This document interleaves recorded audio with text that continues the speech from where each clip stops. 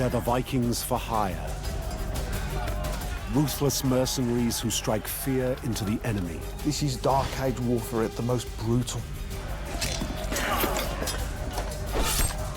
Axe, sword, shield, spear. They're the elite special forces in service to a foreign ruler, conquering unruly territories across the great Byzantine Empire. They're known as the Varangian Guard. But it's one particular man who will solidify their place in history. Harold Hardrada is the prototypical Viking of the era. He will develop tactics which will transform warfare across the Mediterranean. Nobody really in their right mind wanted to storm a city wall. It was usually doomed to failure. Hardrada's string of victories will show the Varangian Guard to be one of the most exceptional special forces of all time.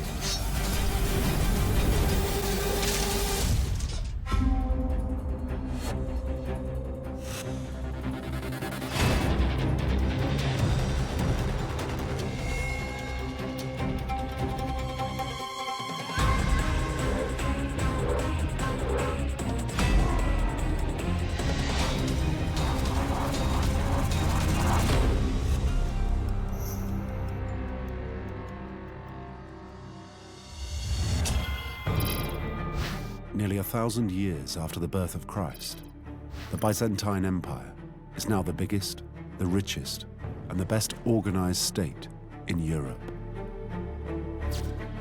It stretches from Italy in the west, across Greece and the Balkans, all the way to Asia Minor in the east. At its head is the Emperor, Basil II, the most powerful man in the world. But Basil's empire is under threat.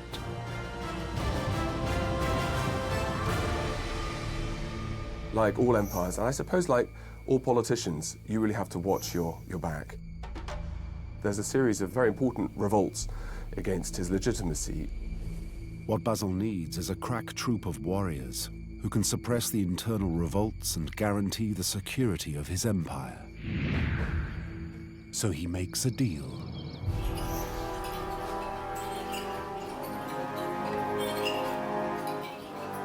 He sells his sister to the Grand Prince of Kiev in Ukraine, Vladimir the Great.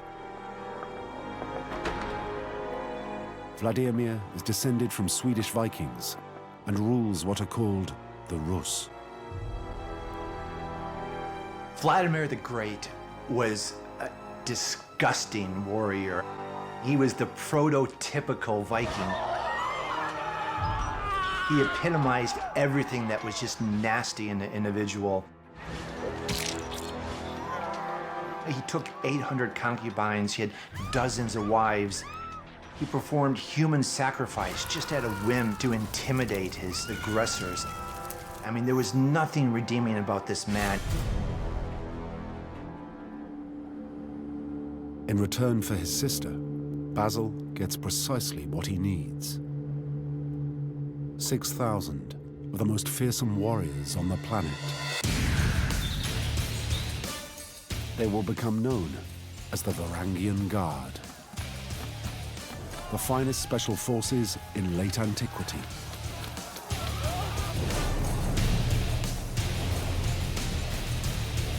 Originally Vikings from Scandinavia, their ancestors had built a reputation that spread right across Europe to the ears of the Emperor himself.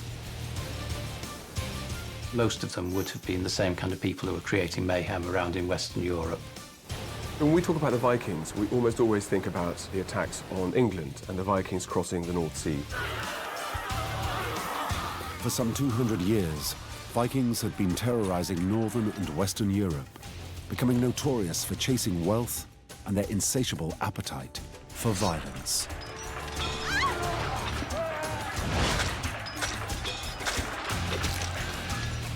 The men of Scandinavia are tough.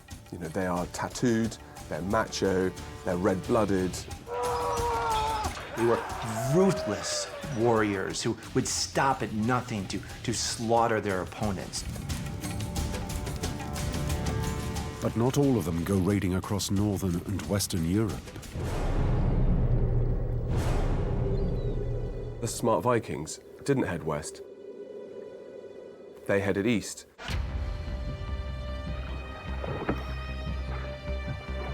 What lures them is the prospect of making vast amounts of money by traveling down the vast rivers of modern-day Russia. Those river systems, they're like arteries bringing talent from Scandinavia down towards Russia, looking for service. They can sell themselves as soldiers of fortune, mercenaries to the mighty warlords of the region. Like the Vikings who've wreaked havoc across much of Europe, they come with a fearsome array of weapons.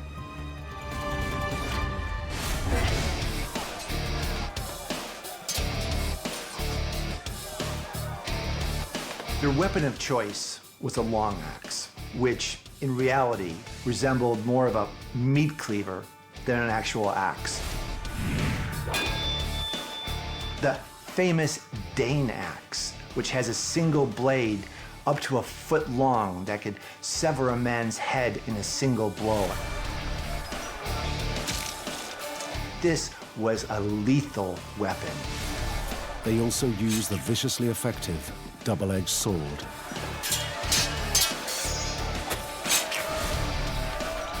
And the spear.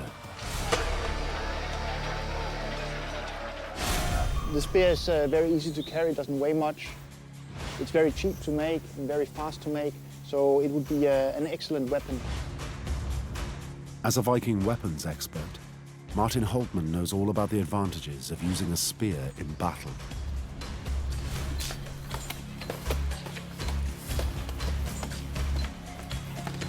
The spear was very useful. You could use it behind a shield, like holding the shield yourself, and you could try and stab after his leg or his head.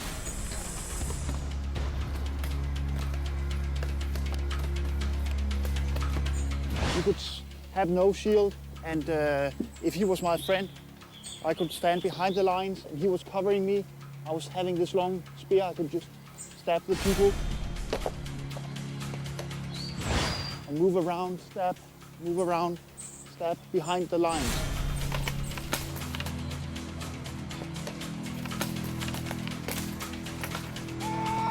The actual one would have like a stopper down here, so when you pushed it into another person, it wouldn't go all the way through. You could easily pull it out again. And then keep on fighting.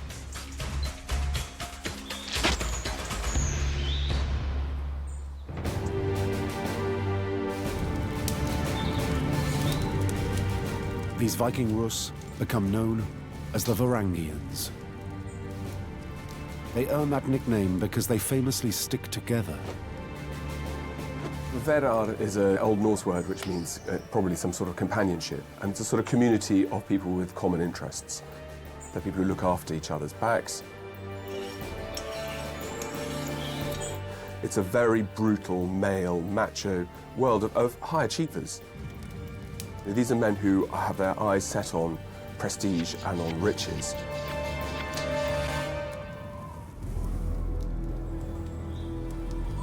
But for these men, serving in the cold, harsh lands of Ukraine isn't enough.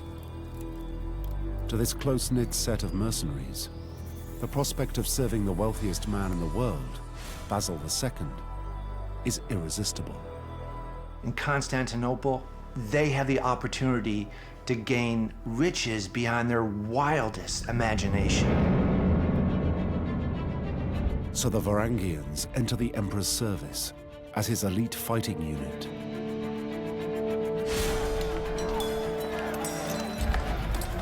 And begin by crushing his internal revolts.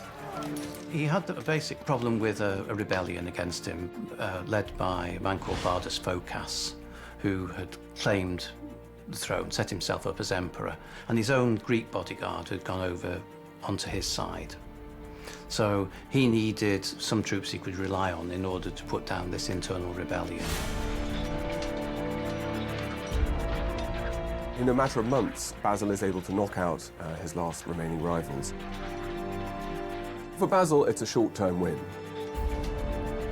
Having helped Basil secure the wider empire, the Varangian Guard are given the next task, to deal with the imperial capital.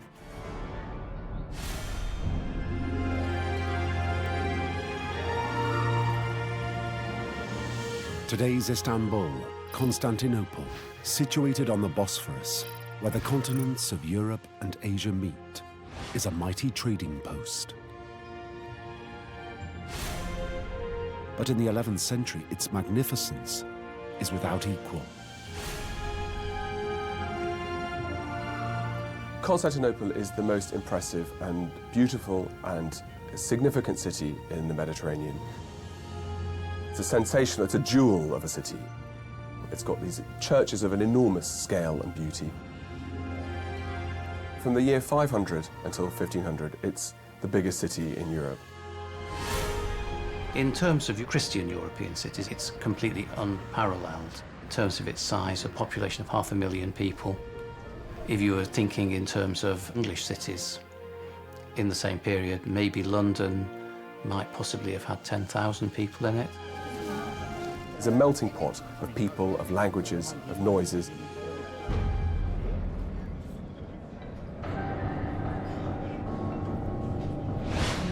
But Constantinople is also a dangerous place, particularly for an emperor. We don't talk about Byzantine politics for nothing. The Byzantine Empire is legendary for its sort of devious plotting. While pleasantly chaotic and colorful on the outside, beneath that veneer, the city was a labyrinth of political power shifts and maneuvers that made everyone suspicious of everyone else. Those who are finding the emperor's favor quickly attract jealousy. Those who feel that they should be getting more for what they're doing find themselves sitting in dark taverns plotting about what they can do next. Everyone's doing deals, keeping their friends closer, their enemies twice as close. It is, above all, to avoid the nasty fate of several of his predecessors that Basil needs the Varangian Guard. Byzantine emperors quite often finish up getting murdered and overthrown.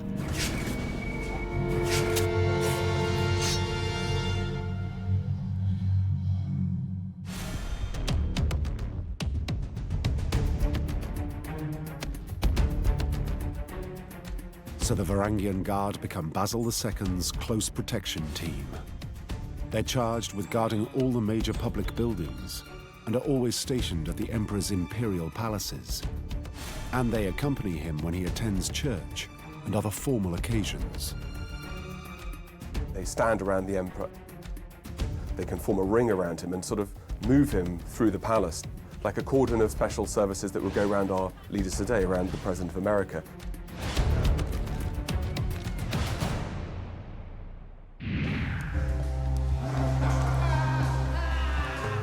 But the Varangian Guard have another more sinister task. They are the Emperor's assassins.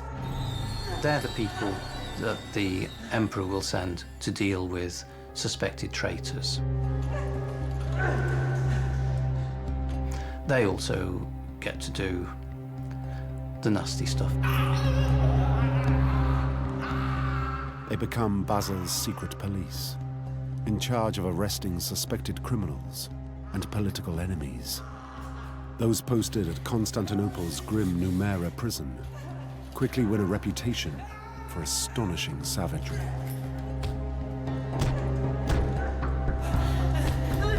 There's many cases of intimidation and torture. Common thing was cut off the nose or cut off the ear. There's even cases of them taking human excrement and putting it in the criminals' eyes and nose and mouth.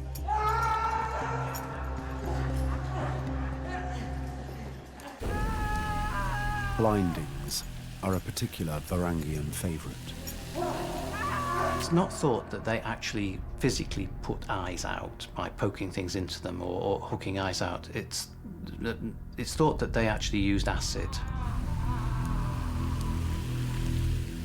And they used it to scar the cornea, so that people were, in a sense, functionally blinded by it, but not 100% blinded. They could probably still tell the difference between night and day. Castration was quite a popular Byzantine punishment. So no doubt if that had to be done, they would probably be the guys who would get the old shears out.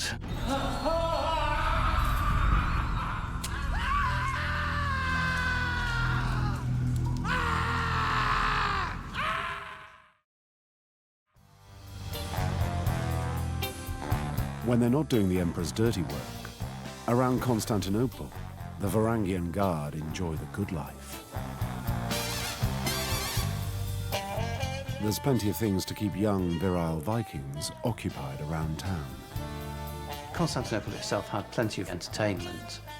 The chariot racing was the most popular of all the activities.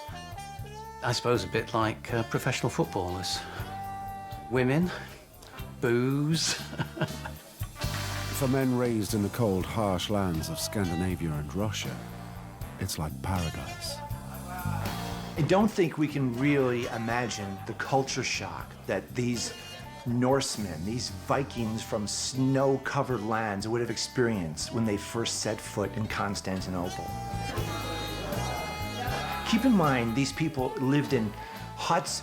Now they come to a lush tropical climate, and much to their delight, an endless supply of fine wines.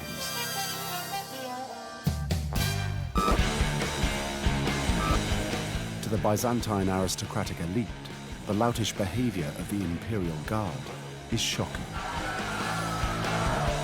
The Varangians' hard drinking and debauchery earns them the nickname the Emperor's Wineskins. The Guard were looked at suspiciously by the local common people in Constantinople, and you can't blame them. They were drunk 24/7. I mean, they were rowdy. There's a famous historian and poet who was put in prison, and he writes a poem about the fact that he can't sleep at night, every night, because these guys are screaming and yelling and causing incredible ruckus.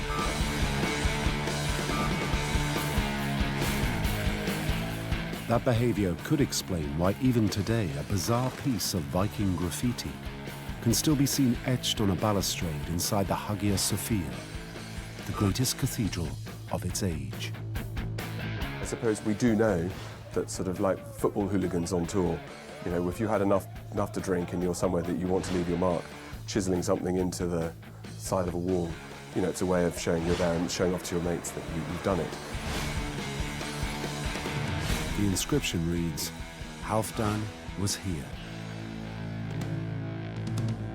He could have inscribed his mark anywhere, so why choose to do it in the great cathedral? And I suppose it's showing, if I'm going to prove that I've been anywhere, it's there.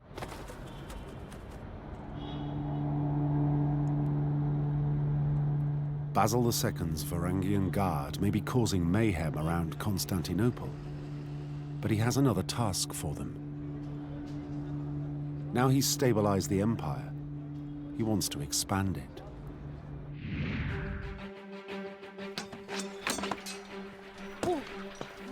The Varangian Guard are incorporated into the main Byzantine army. They're divided into companies of 500. Each company is placed under the command of a regular officer, called the Akulathos. It means the Varangians, unlike the typical Vikings, have to learn discipline. The Varangians have to be very organised, very aggressive, but still be able to follow orders. But there's another key difference in how they're used. Where most Vikings are used to charging headlong into battle, the Emperor uses his Varangians in a different way. He holds them in reserve. They would have hoped that by taking a position further back, that they would then be able to exercise some sort of control and command during the course of the battle and come up with tactics which would actually respond to the enemy movements. Only when the fight gets to its fiercest does the emperor commit his shock troops.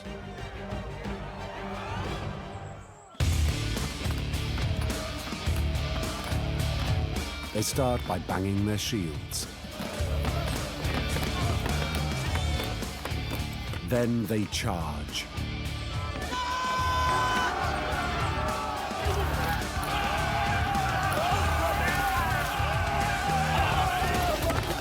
What we do pick up about the Varangians consistently is they're incredibly brave in battle.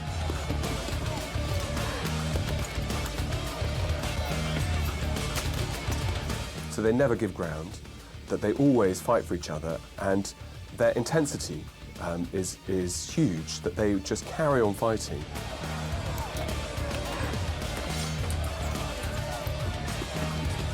They let their swords drip with blood, and they will keep fighting until the very, very end.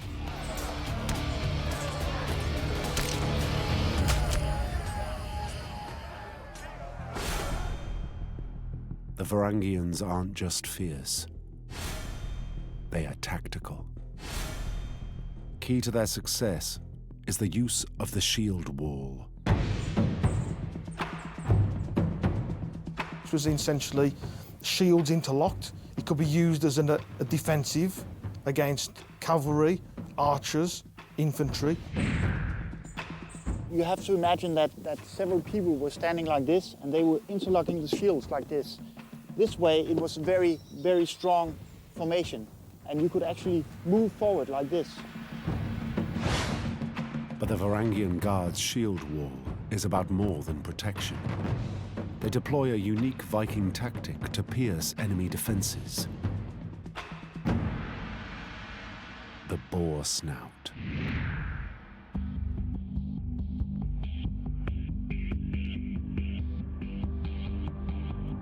If you were to break a shield wall, you would create a formation like a wedge, something like that, and you would have the strongest people in front. By placing one of their biggest and fiercest warriors at the wall's center, and then charging at an opponent's shield wall, sheer weight and momentum not only pierces the enemy lines, it also spreads panic through their ranks. They were probably bigger, they had very heavy weapons, so if you ran in with big axes, cutting through the enemy lines, then you could create an opening.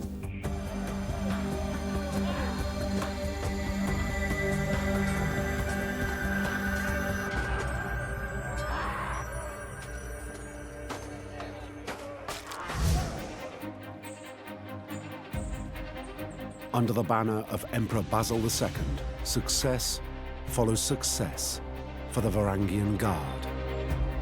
It has often been suggested that Basil II's reign is really the Golden Age, and that is in no small part due to the Guard. He keeps his army busy, pushing the frontiers as sort of like ripples, constantly outwards. They fight gallantly and gloriously for their emperor, and are at the forefront of a string of victories in Syria, Georgia, Armenia, Bulgaria, Greece, Macedonia, and southern Italy, not only quashing unruly factions of the empire, but increasing its influence far and wide. Varangians are described in the Norse literature as being incredibly important. They're the ones who hold the empire together. They are achieving all the battles, left, right, and center.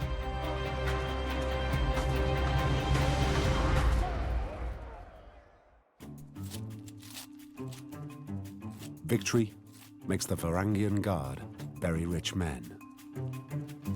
You would be paid between £17,000 and about £32,000 a year. If our Varangian had wanted to have a nice, pretty young virgin slave girl all for himself, he could have gone down the slave market and bought one for about £360. So even the basic lowest estimate of their pay. It's got absolutely enormous purchasing power in Constantinople. On top of their monthly wage, the Varangian Guard receive regular bonuses and a third of all battle spoils. And there are even more perks. Your food's all in, you've got all your weapons provided, and the very best quality weapons, because the Emperor wants you to look magnificent.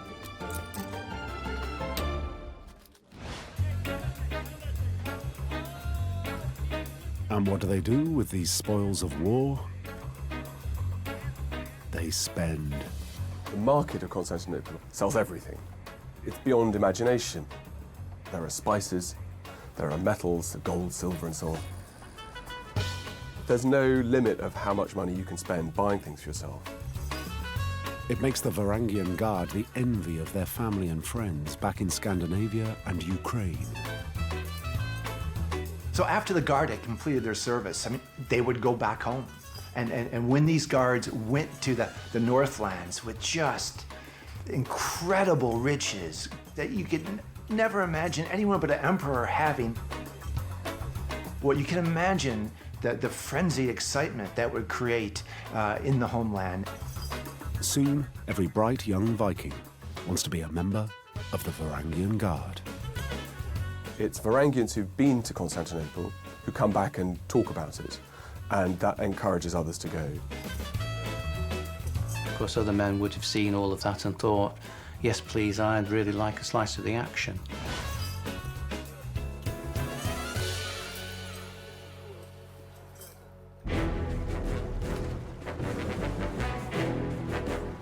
In the early years of the 11th century, more and more Viking mercenaries are ready to join the club. The success they had proved to be the greatest recruitment vehicle they could ever ask for. The young men of Scandinavia that heading to Constantinople was almost like a sort of quite a glamorous gap year where you go and earn your spurs. You go and see the world, you'd be exposed to sights and sounds that you'd never seen before. You'd be able to be a military tough type and show off your tattoos and your prowess. The basic idea is if you're loyal, if you're good, you can earn your keep and you can rise up through the system. Amongst those who make their way from Russia is a Viking warrior who will take the Varangian Guard to a whole new level.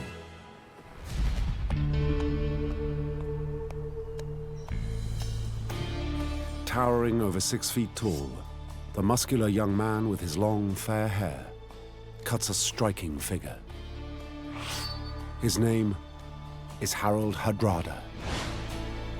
Harald Hardrada is the prototypical Viking of the era. He is a rock star. He's the pin-up boy of the Varangian period. Hardrada has been fighting since the age of 15, when he witnessed the death of his brother, King Olaf, at the hands of insurgents in Norway. Olaf is actually killed in the battle by the rebels, and Harold actually sees this. It's not just his half-brother, the king, it's also the man who he looks up to. This is ingrained in his memory. That battle changes his life. Exiled from Norway, Harald escapes to Sweden and travels on to the safe haven of Kiev, the home of the Viking Rus. There, he's recruited as a mercenary by Kiev's new ruler, Prince Yaroslav I, the son of Vladimir the Great, and he quickly proves himself. He finds his skills and his service highly valued by Yaroslav, who identifies in Harald a brave, highly capable, well-connected and ambitious man who has a chip on his shoulder. He's a man who really feels the grievances of having been excluded from power by men who he thinks are less worthy than he is.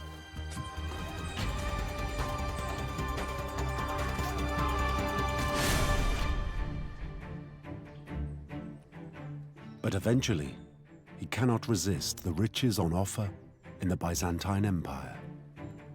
As a man with royal blood, you had charisma, and people would have followed him just because of that. So he would have been able to go down to Constantinople with the beginnings already of an armed following. But Harold's not only going to Constantinople for the money. He has never forgotten that he is a Viking prince. His plan one day is to return to Norway at the head of a huge army to win back his crown.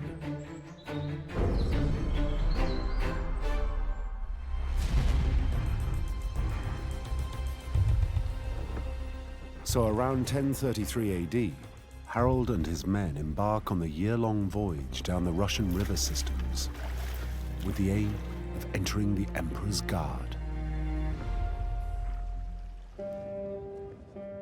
They arrive at just the right time.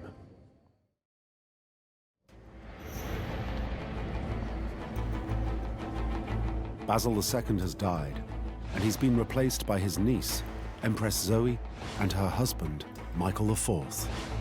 The new rulers are under pressure and need to establish their authority. Harold is just what they need.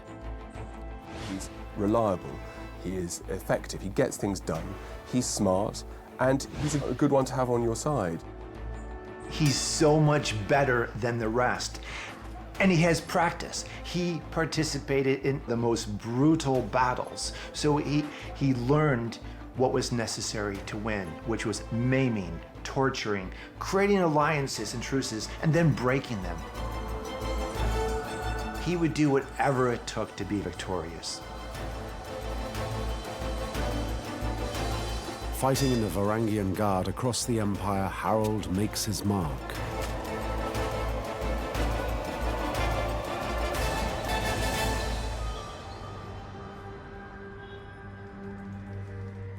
But Zoe and Michael's problem is that they need to do more than hold the empire together.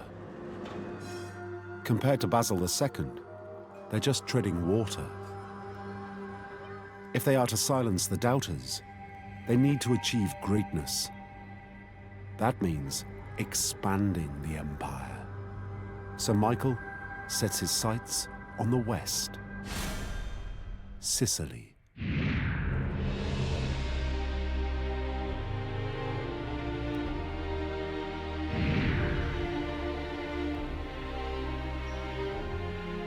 The objective of Sicily is to regain the western provinces for the Byzantine Empire. For centuries, Sicily had been under Byzantine rule. Sicily is the wheel on which the Mediterranean turns. It's a great meeting point between the Islamic and the Greek and the Latin world. It controls the approaches to the east and the west of the Mediterranean, and it's a hugely important trading area.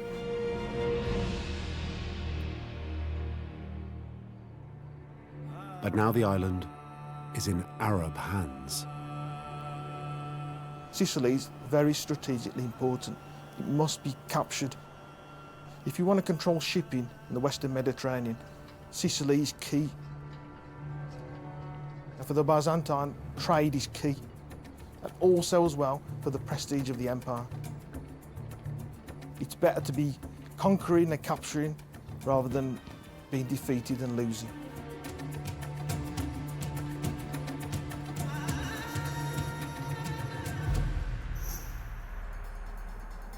Harold lands there and discovers the Arabs are prepared.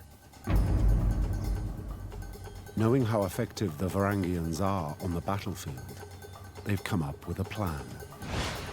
They've withdrawn behind strong fortifications.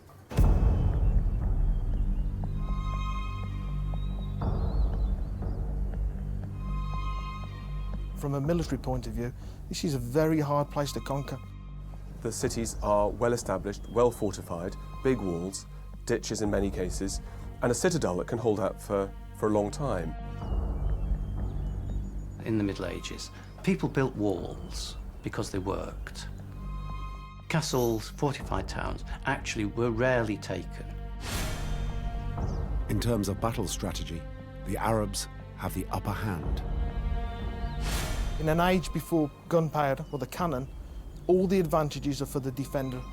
So an attacker has to either sit down and hope for a long, drawn-out siege, to disease maybe to spread or the city to run out of supplies. Nobody really in their right mind wanted to storm a city wall with people up there chucking boulders and pouring boiling water and throwing spears and things at you. It was absolutely fraught with risks and almost usually doomed to failure.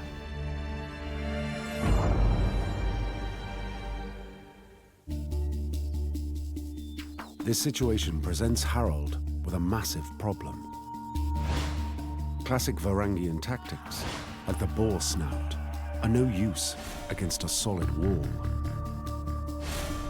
He has to devise something new. It's the kind of test familiar to special forces today. The ability to improvise and use whatever the surroundings and the circumstances are available to you. The ability to, again, lateral think and think of a plan, to be creative, is absolutely essential. Harold starts to wonder what the Arabs may have overlooked. What might their weaknesses be? And then, as he observes one fortified town, it hits him. If he can't get over the walls, he can go under them. Harold actually develops the idea to dig a tunnel under the walls and into the city.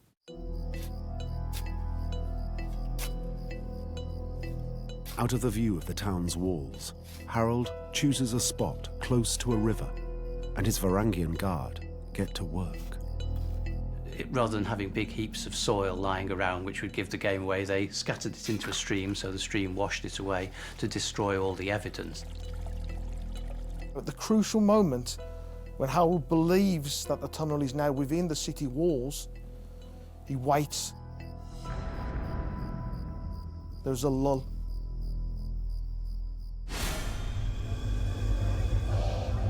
What the Varangians are waiting for is the perfect moment to catch their enemy unawares. In this case, it's dinner. You have all the local Saracens eating and drinking and just doing what they do all the time because they know that these people can never penetrate their castle. According to Harold's Norse saga, while the Arabs are enjoying their evening meal, he and his men emerge through the limestone floor of the great banqueting hall.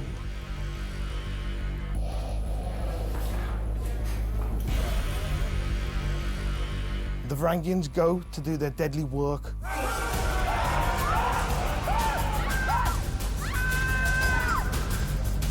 Defenders are completely shocked.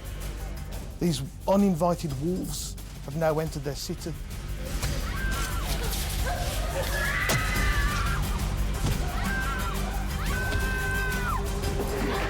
They just start slaughtering these people. It was over. And the city was theirs.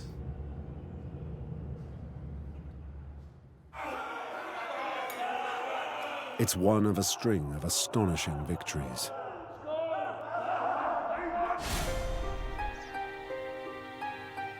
Faced with another fortification, Harold's methods are even more cunning. This time, he borrows an idea from the ancient Greeks. One of the tales really resembles the famous Trojan horse story. He created the impression that something is not what it seems. In other words, he created the impression that he was dying. Harold feints illness.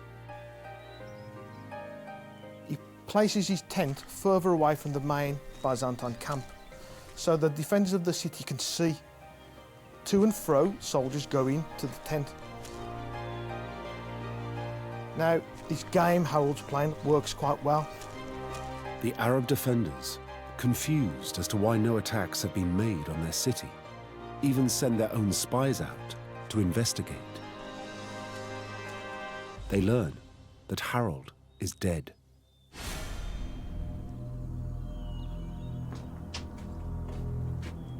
A delegation of Varangians is then sent to the city to make an astonishing request.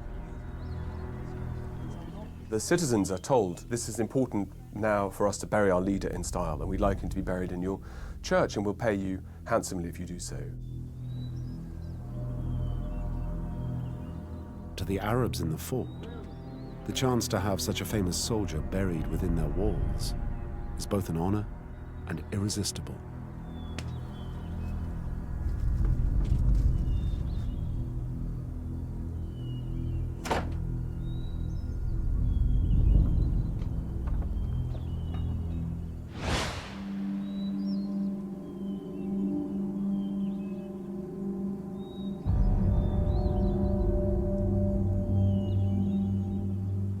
The Varangians transport the coffin under a religious ceremony with priests and other people from the city.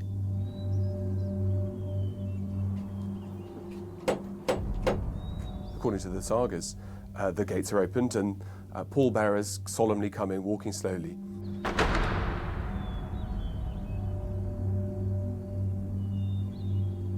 They put the coffin on the floor and jam the gates open with it.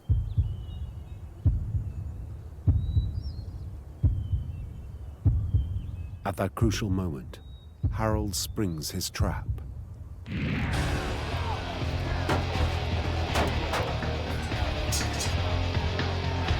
Varangian guardsmen pull out their weapons from under their ceremonial clothing. They sound the call to arms. All hell breaks loose. The Vikings absolutely destroy everyone. It turns into a massacre.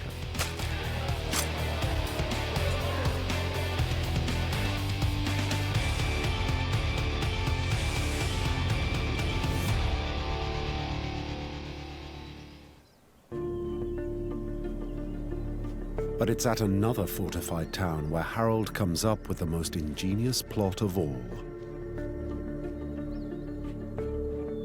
Harold's laid siege to the town, with no luck.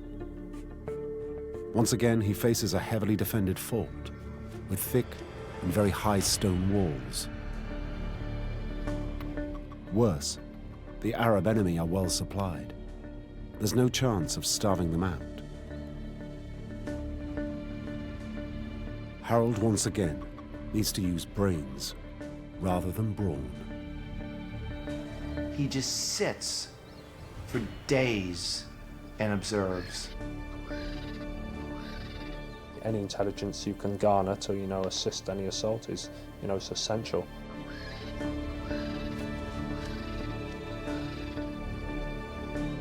He just watches the village, looking for inspiration as to how he can conquer it. Any good surveillance or reconnaissance is always looking for weaknesses or strongly established routines.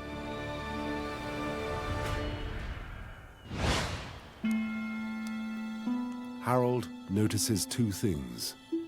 The homes within the town's walls have roofs made of thatch. Second, that birds are nesting in the house's eaves. He observes that sparrows every day are flying from the thatched roofs in the village into the fields and back again in the evening. He comes up with a plan as creative as it is cruel. He orders his men to capture as many birds as possible. When they're captured, small splinters of wood are attached to the backs of the birds and then smeared with tar. Harold then sets alight the splinters of wood and releases the birds.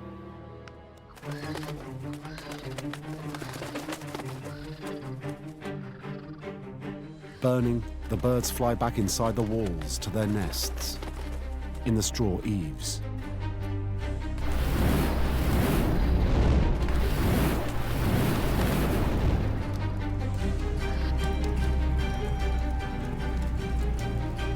It's a brilliant strategy, and it works.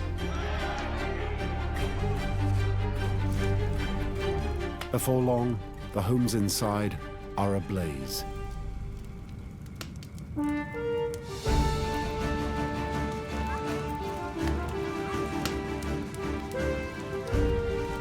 Just as Harold had planned, the Arab inhabitants come pouring out and give up without a fight. The defenders obviously panic-stricken, with their entire city and the walls on fire, and they actually surrender to the Varangians.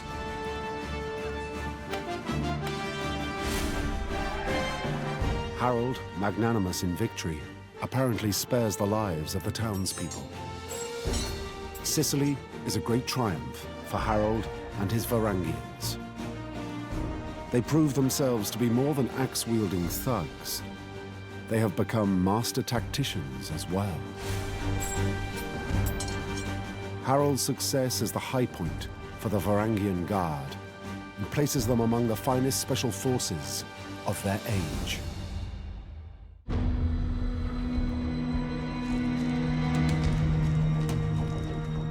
But after 9 eventful years of service, Harold's career doesn't end well. He's imprisoned for embezzling imperial riches. Harold eventually escapes Constantinople for Kiev, and then Norway, where he becomes king in 1046. But winning back Norway is not enough. 20 years later, in 1066, Harold Hardrada is killed, trying to claim the English throne at the Battle of Stamford Bridge.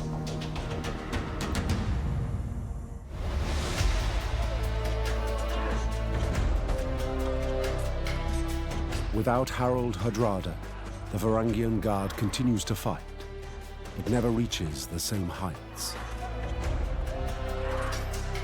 They do enjoy many victories in the years to come, but the advent of heavy cavalry means their tactics will become outmoded.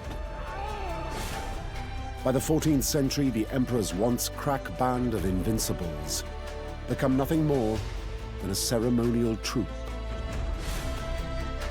However, it's those glory years under Harold Hardrada and Basil II that have ensured that the Varangian Guard are remembered as one of the most devastating and successful special forces in history. There is something, I think, that shines out of enterprise and adventure in these people leaving their homes so far away in the north. These Varangians are pioneers. You know, they're explorers. They're men who open up horizons. The Guard will not be remembered as just mere mercenaries, but rather a noble tradition of warriors who combined brains with brawn and pride and a desire to do whatever it takes to be victorious.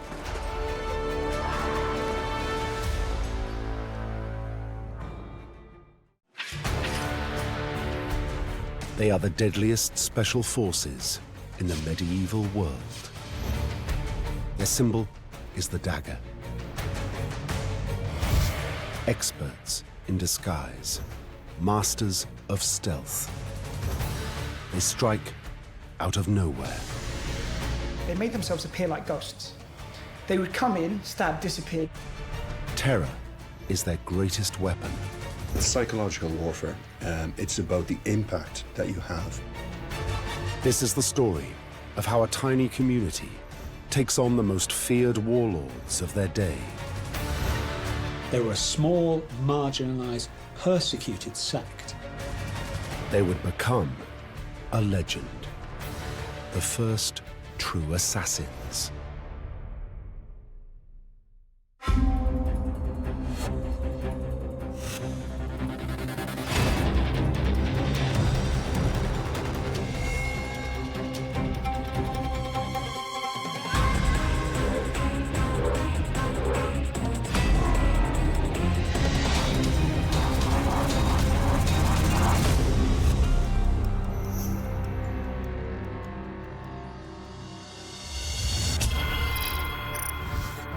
A 100 miles north of Jerusalem lies the port of Tyre. In the 12th century, it is a Crusader stronghold.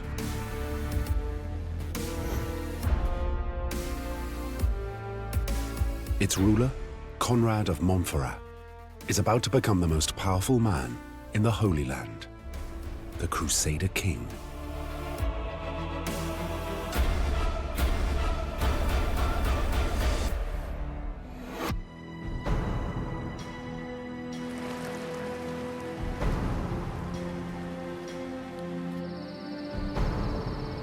That night, Conrad is returning home from dinner.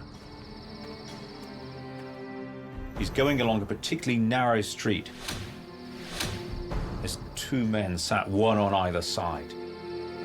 He believes they are monks, trusted members of his household. But Conrad is about to fall victim to the most feared Black Ops force of his time, the legendary assassins.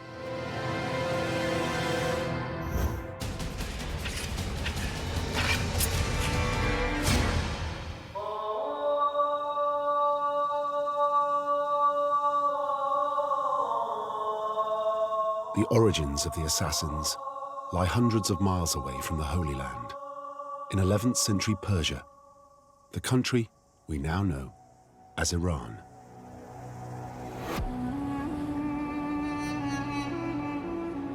The Islamic world is torn apart by the age-old struggle between Sunni and Shiite Muslims.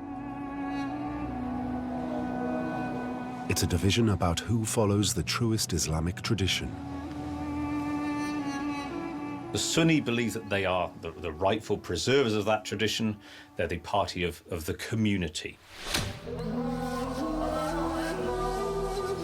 Their rivals, the Shiites, support a different tradition that takes its authority from the Prophet Muhammad's descendants.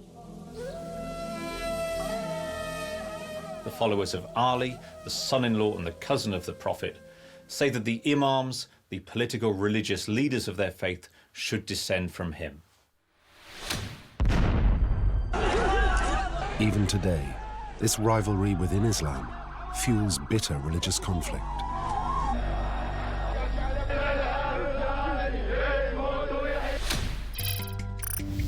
In a remote area of northern Persia is the mountain fortress of Alamut.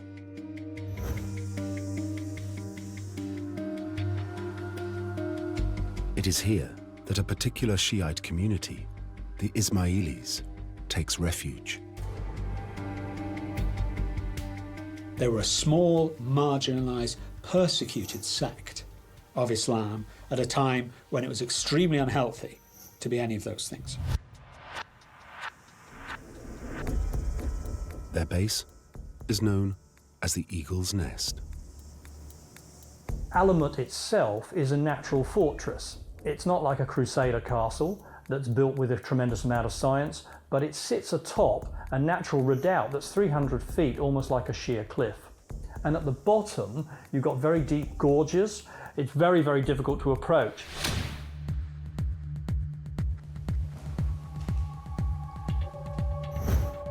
The leader of this small remote community is Hassan-i-Sabah, a charismatic man who demands total devotion from his followers. One wonders if he had a rather magnetic or perhaps hypnotic personality about him as well, to draw these people to him, despite the fact that he's actually asking them to submit to a very, very harsh regime indeed. Hassan's Ismailis are facing overwhelming odds. His Sunni enemies have a vast army of 300,000 men. He will have to wage what we now call asymmetric warfare. He's not in a position to fight back. He's not got large armies at his disposal.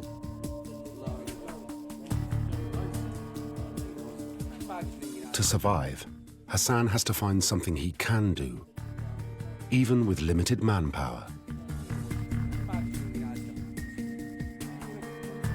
Finally, he hits on a radical solution.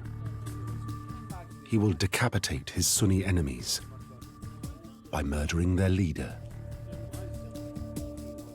They're not going to be able to defeat him in battle, so they go in on a much narrower front. They're going to take out the man himself.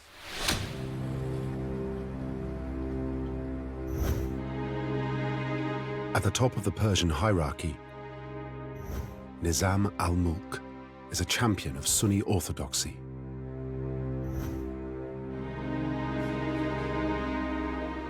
He's basically a one-man government, and he has made it his work to root out heresy right at the center of the Persian state. Hassan's Ismailis are one of his prime targets. He's described them as the pus of sedition. He really thinks they should be expelled.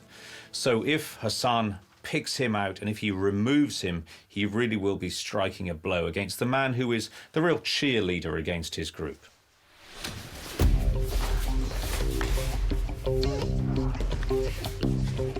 Hassan starts to train an elite squad to carry out the mission. They're chosen from his most devoted followers, the Fidayeen.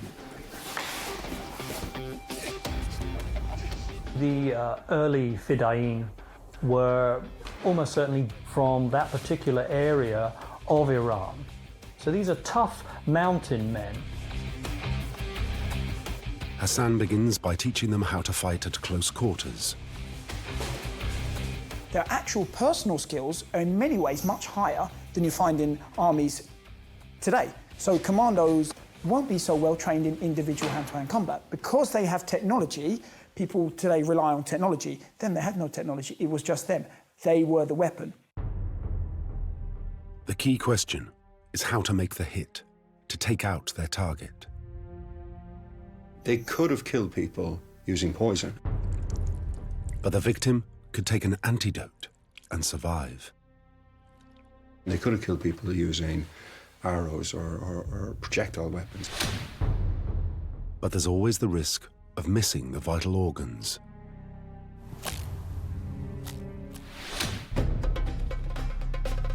Eventually, the weapon they choose is the dagger. Striking up close, you can make sure of a kill. A dagger gives you a greater chance of actually achieving your aim. But using daggers in combat demands immense skill. Throughout history, there's only 3 different types of weapons available in a dagger.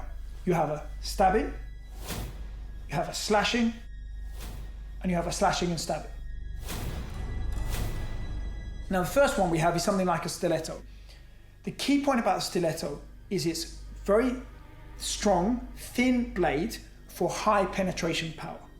So a stabbing of a stiletto goes straight through, so in and stab through. With the weapon concealed, you walk towards him, pull out, stab, and walk on. The next type is a slashing blade. From here, they would just draw and slash. As you can see, in one motion, it would be very hard to even see that it happened.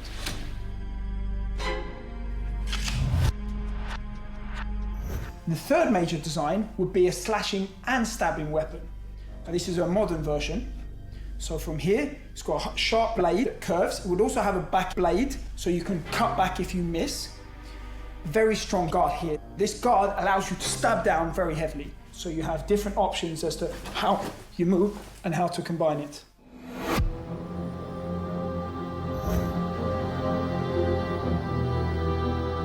The Ismailis' next step is familiar to today's special forces: to gather local intelligence on their target.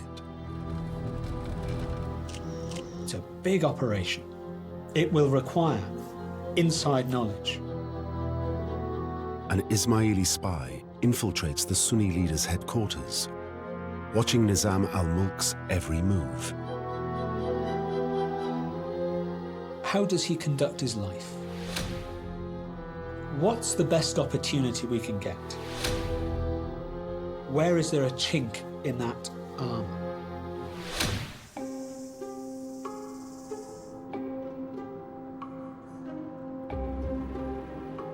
This information is fed back to base.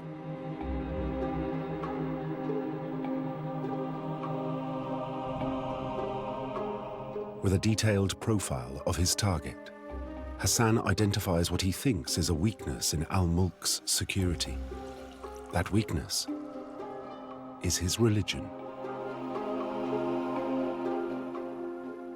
This is the only way he's going to actually get that close to him.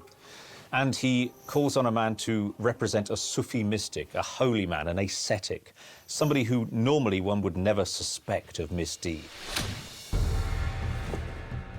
A Sufi would be seen as a man of peace. Anybody who has an air of holiness about them is almost guaranteed a warm reception from a powerful leader of the secular state, such as Nizam al-Mulk. The opportunity to be blessed by such an individual is not to be missed.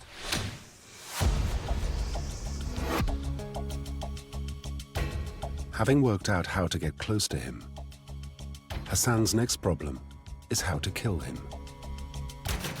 The trick is to use distraction. The person must be distracted by an event, so you trip or you drop something, and this moment you exploit it.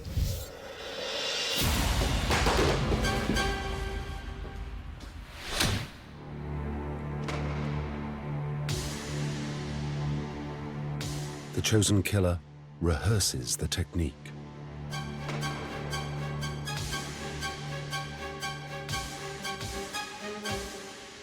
After months of training, he is ready.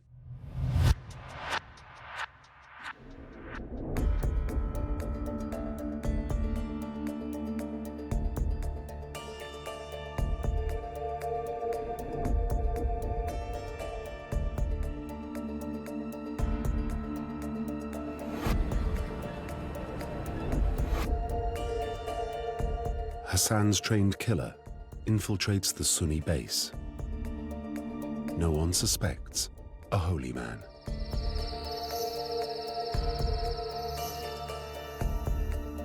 In the quarters of Nizam al-Mulk, there is no sense of any threat. Everything is routine. At this time of the evening, Nizam al-Mulk is probably in high spirits. He has finished his work for the day. This is perfect timing for the Ismailis. He's much more difficult to actually get anywhere near during the normal working business day. So no doubt in his own mind, he's thinking of the pleasures of the evening among his women.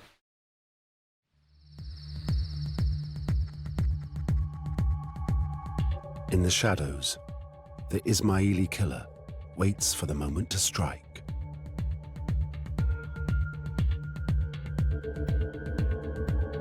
Al-Mulk is about to be carried off to his harem on his litter.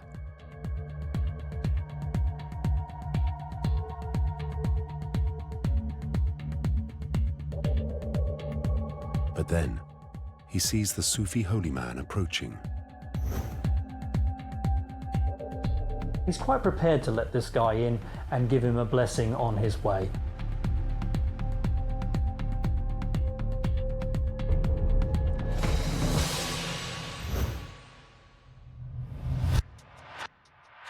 He stabs the man, stabs Nizam al-Mulk and kills him.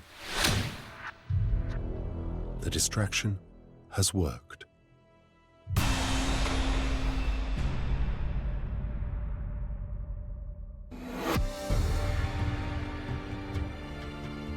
Killing the leader of the Sunnis is a massive triumph for Hassan's Ismailis. He was a great man, no two ways about it. And therefore, to take him down was a real message. If we can get him, we can get anybody. So you take on the Ismailis of Alamut at your peril.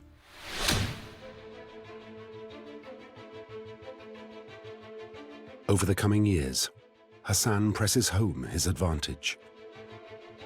He launches a range of terror attacks, which would be familiar to us today. There's about 25 assassinations in this early period. They really do enter quite a little golden patch or a purple patch where they have a number of successes. They were prepared to do anything to win. The way that the assassins killed was absolutely amazing. They made themselves appear like ghosts. They would come in, stab, disappear. They changed their mode of operating every single time. Only one thing stayed the same, and that was that they killed by a dagger. Their murder of al-Mulk triggers the collapse of his Sunni empire. They've proved that their tiny force can take on a vastly superior enemy and win. They were one of the first groups who used deliberately small groups of highly trained men in asymmetric warfare.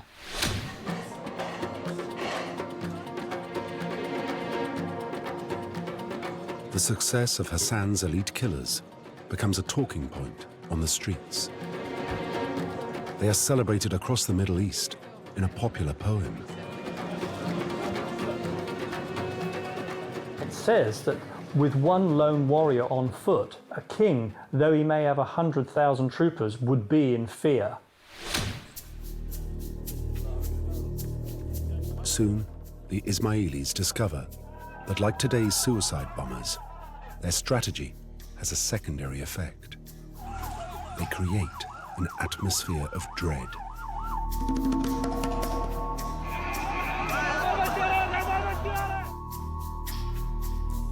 With terrorism, the fundamental thing you have to remember is that it's psychological warfare. It's not really about how many people you kill.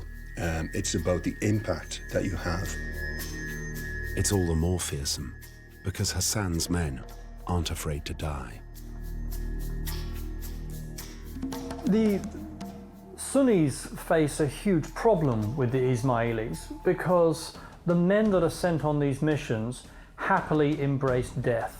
And that obviously makes them truly terrifying. The echoes today are very familiar. But there is one key difference. The Fidayeen's method is much more precise. It doesn't have collateral damage. It doesn't strike at innocents. It strikes specifically, cleanly, and discriminately at the target.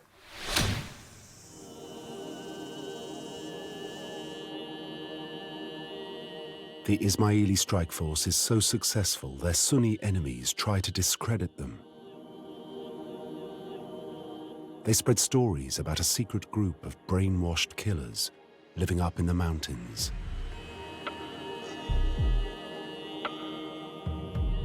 They were painted as deviants, as drug users, as crazy fanatics. And in much the same way that modern terrorist groups often get the same treatment, that they're fanatics, psychopaths.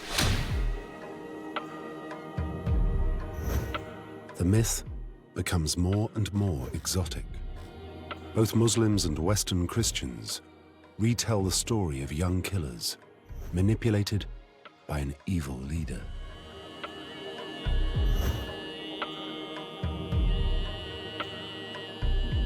There's talks of potions, promises of pleasure gardens forever.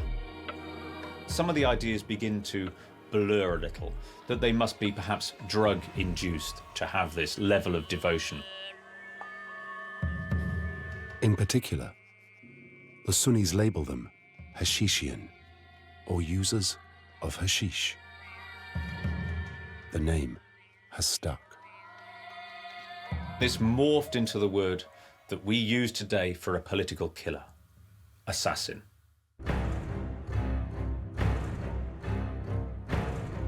And so, a legend is born. Hassan's special forces become known as the drug-crazed assassins. I don't personally believe that they would have been on drugs. Imagine the focus you need. You need to confirm that target. The thing about drugs is it has an effect. It suppresses or depresses or enlightens. What it does is take away your focus. But defeating Nizam al-Mulk is only the beginning. In the future, they will need to use all their fighting skills to defend their community not only against their Muslim enemies, but a new threat from Christian crusaders. Some 50 years later, In the mountains of northern Syria, the Ismaili assassins establish a new base at Masyaf. They take over a network of castles to protect their growing community, soon to be some 60,000 strong. But here in the Holy Land, they find themselves in the middle of an even more dangerous power struggle.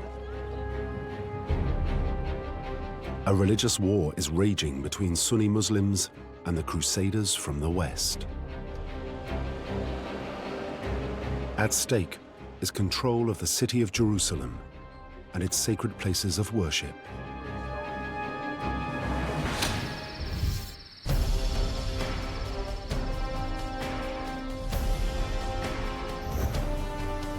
The Grand Master of the assassins in the Holy Land is Rashid al-Din Sinan, a charismatic leader. He's got a personality not dissimilar to that of Hassan-i-Sabah, the first great Grand Master. Again, hypnotic, also very engaging, erudite, highly intelligent, very intellectual, but also a paranormal feeling about him. He's supernatural, he's more than this world. There is enormous devotion and obedience to him. If he tells one of his followers to go and take somebody out to kill them, then they will certainly obey his commands.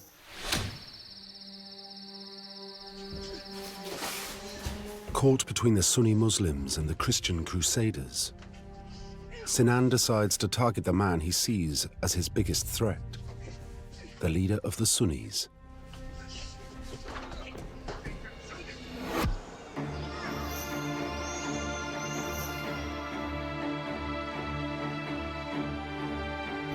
Saladin the Great is the finest warrior of his age.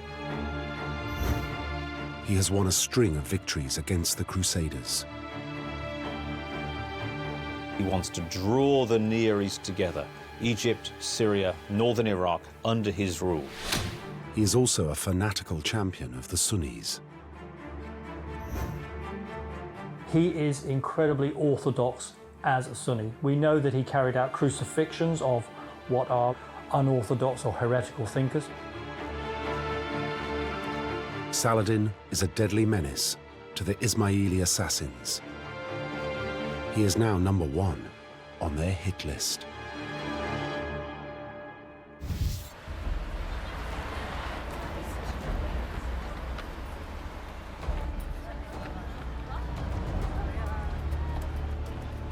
In classic assassin fashion, they begin by gathering information for their mission. Syria's bustling cities are an ideal source of intelligence. The first thing they do is to start dispatching missionaries to recruit locals and build up a network, and then this network would bring back information and intelligence on what was happening there. They recruit agents most likely to give them local knowledge. There's a constant flux and mix of merchants, and we know that Ismaili penetration into the merchant class was very strong. So there's a grassroots intelligence available to Sinan. His real skill is that he taps into that so well. We hear stories of him using things like carrier pigeons for communication, but I think what's more important is that in his own mind, he maps out the various pressure points and power plays that are occurring in Syria.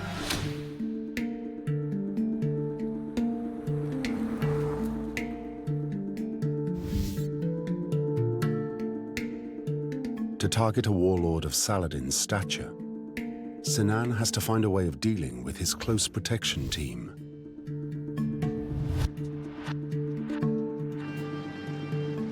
These leaders in a very, very hostile and dangerous world will have had the very best bodyguards in the business. The very best bodyguards, because your life depended on selecting the right guys. Sinan's network needs to provide detailed intelligence on Saladin's security. It would have been really important to find out how their bodyguards moved, what they did, what they were trained in, how reactive they were. But you would also learn when to exploit the bodyguards, because it's the same for today. No one can be 100% alert all the time. That's where the intelligence network is key. You would find out as much as you can about them. Armed with this information, the assassins can start training. They need to learn how to tackle the bodyguards. They have to know how to use this sword. Why? For a very simple reason. If you want to beat your opponent, it's not just what you do, you need to understand them. If they're going to draw their sword, how do you defeat that? The knife can even be used to take out an armed sentry. So as he goes through his gun, you stop him pulling out, you stab him in.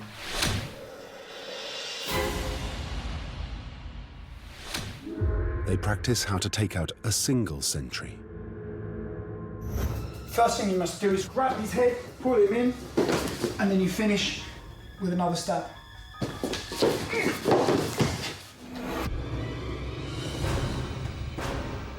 Next, how to tackle two bodyguards. The weapon is hidden, and you walk forward in a calm and composed and respectful manner. Pull out, stabbing 2 shots, and 1 more shot to finish.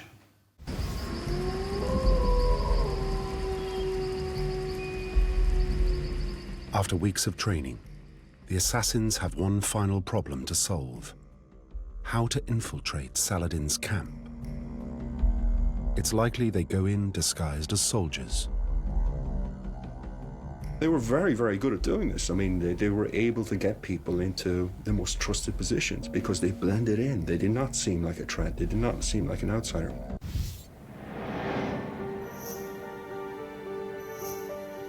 "200 miles north of the assassin's territory, Saladin is on campaign. He has no reason to fear a personal attack. He is relaxing in his tent on the day chosen for the strike. The assassins make their move.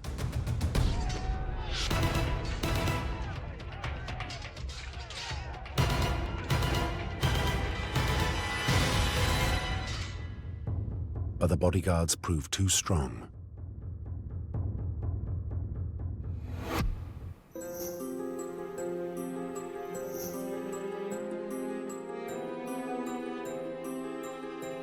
For Sinan, it's a setback, not a complete disaster. He's at least shown his enemy he is coming to get him. It gives him the upper hand in the psychological battle with Saladin. Sign number 1, the great Sunni champion starts wearing body armor 24 hours a day. Saladin knows the assassins never give up.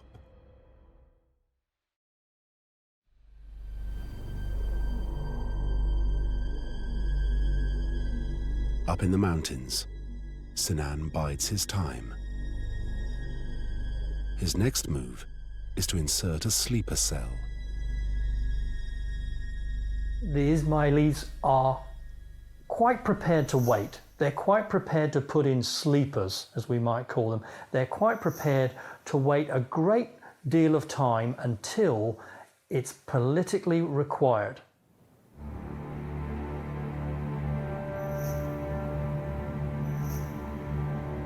Two years later, Saladin is again on campaign in northern Syria. He's unaware the assassins have secretly inserted an agent within his own bodyguard.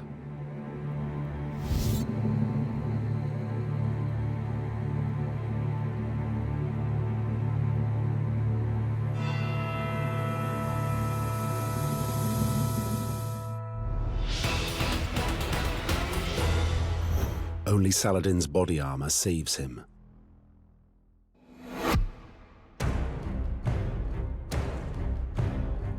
The great warlord can no longer tolerate this threat. He decides to take the attack to the assassins.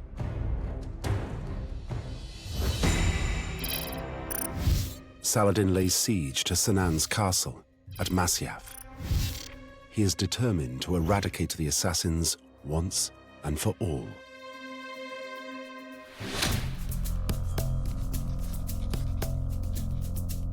Cut off and surrounded, Sinan is now in real trouble. Even killing Saladin might not save the Ismailis. He needs to make the Sunni leader take his army away. Sinan has to come up with a completely different plan. Sinan has realised something. At this stage, what he can see is it's going to be more effective for him to engage just a little bit with this Sultan.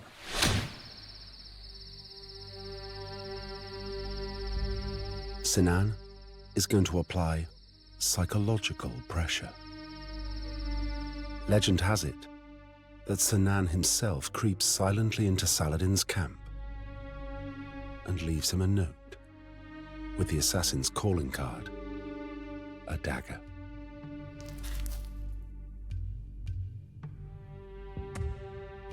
What you wanted to do, ideally, was intimidate them. The message is very clear, you know, we can get you. We can get you whenever we want. The note reads, "Death holds no fear for the Fidayeen. I will defeat you from within your own ranks." The note is truly chilling because he's telling Saladin, you may threaten us with death, you may threaten us with extermination. You're threatening us with the very thing that we actually embrace. You're threatening us with something that holds absolutely no fear for us whatsoever.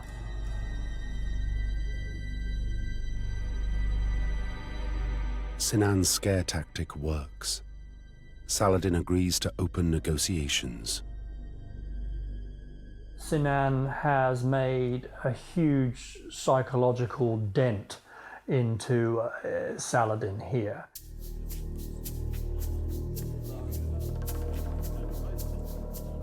Now, he sets up his final trick. He briefs an emissary with a strong message for Saladin. We're not going away. We're indestructible. You'll have to deal with us. Sinan makes it clear this is a message for Saladin alone. The emissary makes his way to Saladin's camp. He insists that he must speak to the Sultan in private. The negotiator says, this is just for your ears, not for anyone else. And Saladin dispatches everyone else except for his two most trusted bodyguards. The emissary again pushes him and says, no, this is just for you. Why do you allow these two men to stay? Saladin replies, I trust these men as my sons. Whatever you can tell me, you can tell them. They won't leave. The emissary then plays Sinan's trump card. He turns to the bodyguards and he says, if I order you now to strike this man down, will you do it? For Saladin, it's a shattering moment. His most trusted bodyguards are revealed to be assassins. They're sleeper agents who've been implanted in his organization for years. And right now, if ordered, they will kill him. Now, that doesn't happen. The negotiator's just making a point. We can kill you. You trust these people more than anyone else in your whole entourage, and they are actually the assassins. And if these guys can be the assassins, who else might be the assassins?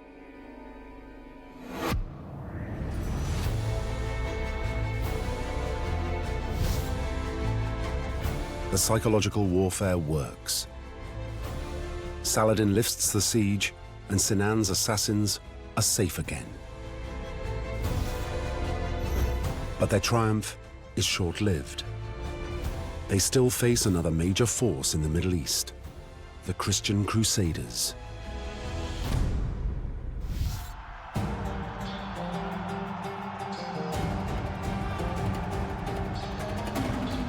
For the next 15 years, the Holy Land is a bloody battleground. Muslim and Crusader warriors struggle for control of Palestine and the sacred city of Jerusalem.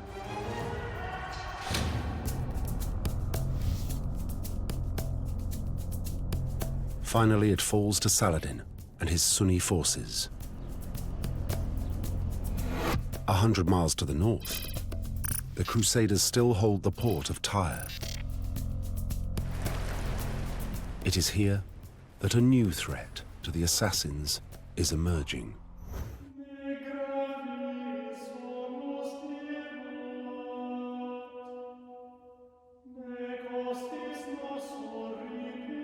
Tyre's ruler is an ambitious and ruthless Crusader baron, Conrad of Montferrat. He's part of a crusading dynasty.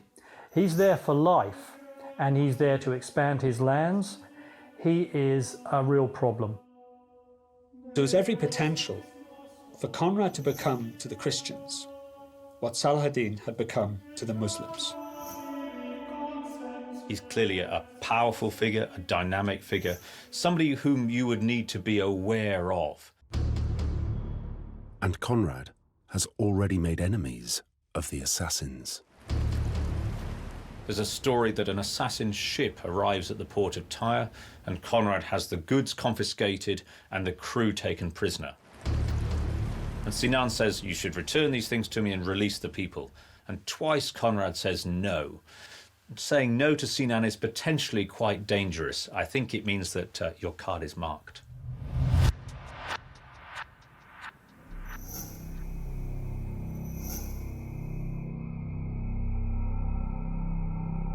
Sinan is so concerned about Conrad's growing strength, he decides to infiltrate his base in Tyre. His plan is to dispatch another sleeper cell. Intelligence agencies today, when they are selecting operators, look for people they call the grey man. Somebody who doesn't stand out from the crowd. If you've got someone who's 2 meters tall and built to match, he stands out, he's going to attract attention. It's highly likely that the people that the Ismailis selected for this kind of mission, they were people you wouldn't look twice at. In fact, it was very important that they were the kind of people you wouldn't look twice at. Sinan transforms his men into people Conrad will trust. They take on the identity of Christian monks, recent converts to the faith. After centuries of persecution, the assassins know how to live under cover in enemy territory, if necessary, even denying their Shiite faith according to the principle of taqiyya. Taqiyya allows the follower of the faith to deny their faith in order to guarantee their own survival or to obtain an advantage over the unbeliever.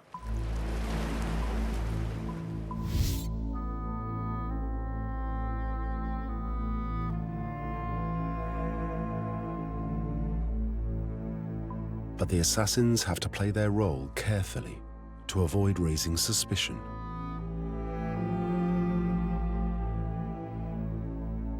They would need to know the rituals of day-to-day life within that community. They would need seamlessly to fit in to the routines of the day.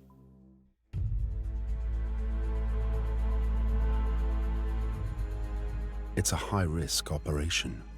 One slip, and Sinan's men could find themselves in a torture chamber. Eventually, they earn Conrad's trust. Relying on the usual assassin traits of being, charming and reliable and capable and all the rest of it, you can worm your way into positions of trust and security. And that's exactly what they achieved.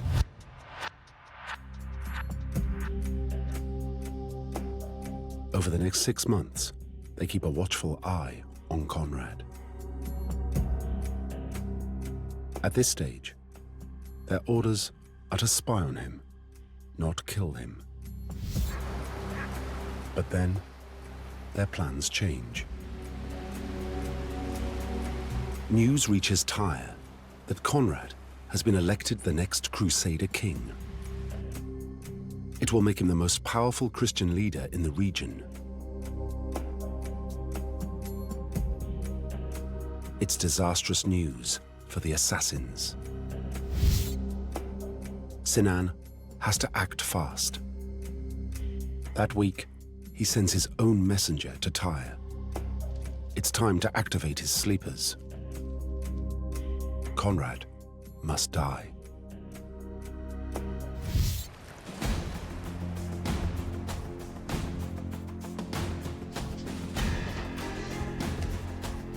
Secretly, the two assassins begin training for the mission. Their weapon is the tried and trusted dagger. But they know they only have one chance. If you're going to kill an opponent, you want to make sure he's dead. You need to confirm the kill. So modern day, if you shoot him, you would then shoot him in the head to make sure absolutely he's dead. Well, with the dagger, what they're going to do is they're going to make sure that they target more than one area.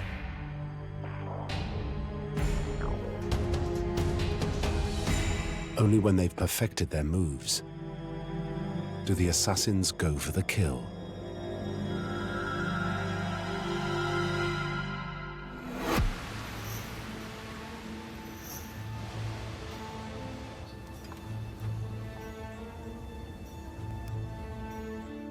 Conrad, the future king of Jerusalem, is waiting to go out to dinner.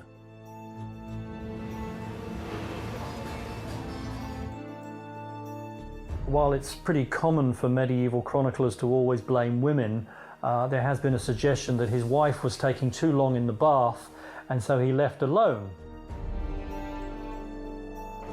Conrad walks out into the streets to dine with a friend. Things are coming to a head. We know that Sinan has to get a result, that Conrad must die, because the coronation is coming up soon. So the sleeper cell decides to take its chance at this point.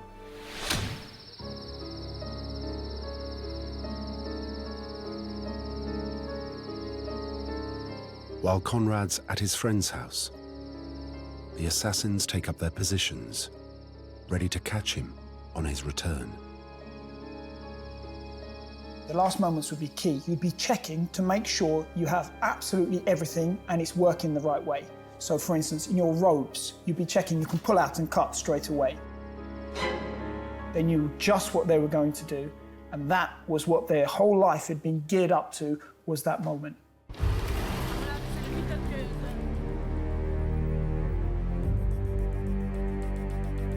Later that evening, Conrad begins to make his way back from dinner. I think we can imagine a man who's not really looking for immediate threats that are posed to him. He's going along a particularly narrow street. There's two men sat one on either side. And when he sees these two figures by the side of the road, figures whom we hear that he's apparently reasonably familiar with, I think his guard would certainly have been down. And then they strike.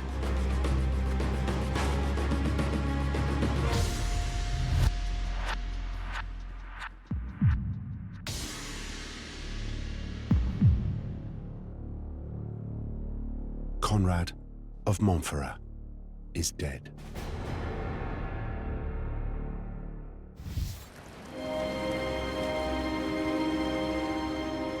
The murder of Conrad of Montferrat represents the most high-profile assassination carried out by the group at the Crusader age. So it really had a powerful impact. It's a story that would have got across Europe and across the Near East as well. It's not long before rumors begin to spread. It's said that one of the assassins was captured and claimed they were working for Conrad's rivals. Some point the finger at the Crusader warlord, Richard the Lionheart. Others say it was Saladin. This was a very convenient guy to kill, and there were a lot of people who benefited from it. But exactly who instigated it, Who wanted it, who endorsed it, we don't know. What we do know is that the assassins would not have killed him if they felt it went against their interests. Sinan tells no one the true story. It only enhances the myth of the assassins. The assassination of Conrad of Montferrat will be his greatest triumph. Within a year, Sinan is dead.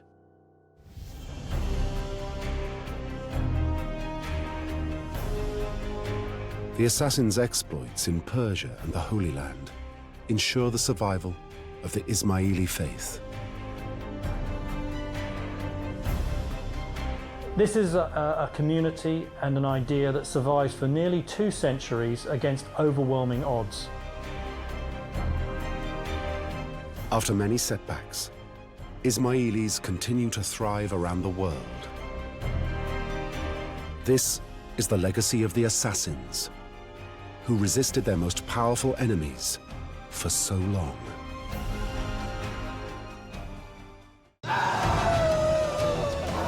They're said to be the drug-fueled warriors who can turn into wild animals.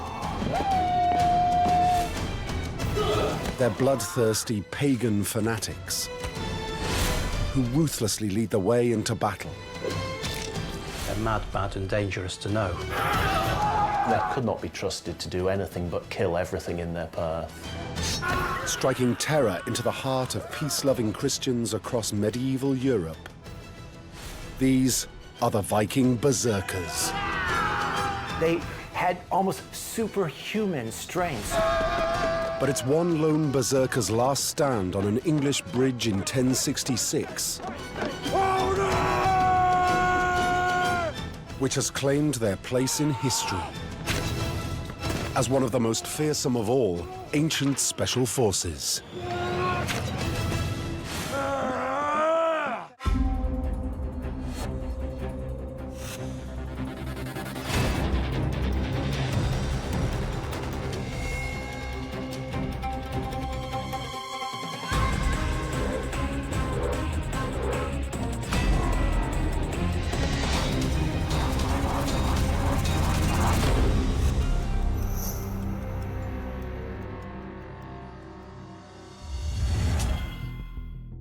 Just off England's northeastern coast, in Northumberland, lies the holy island of Lindisfarne.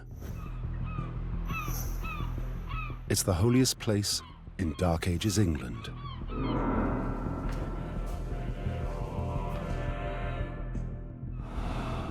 And the scene of one of the bloodiest encounters in the country's history.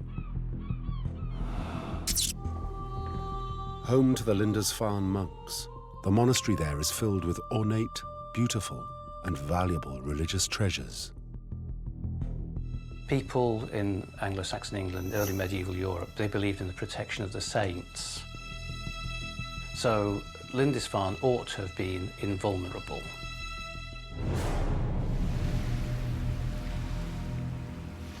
But what the monks don't know is out to sea, a fleet of strange wooden ships is bearing down on them.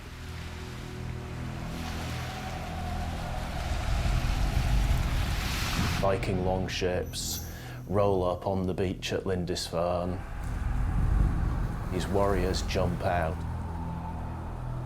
And the monks would have been utterly shocked, horrified.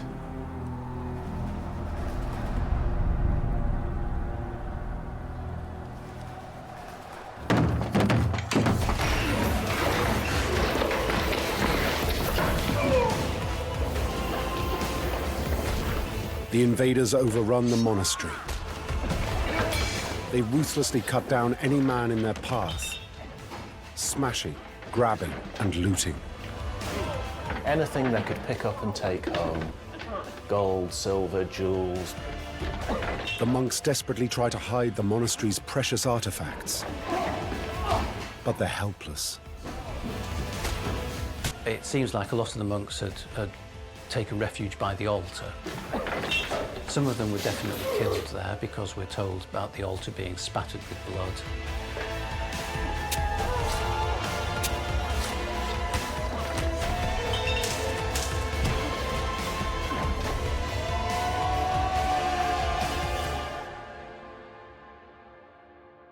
the raid on Lindisfarne is brutal and merciless.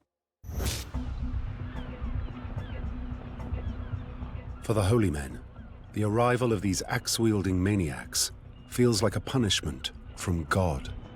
They would be utterly stunned and astounded that somebody would have the temerity to actually attack God's house. Those lucky enough to survive the bloodbath are dragged away and taken prisoner. Among them are some of England's most respected religious leaders.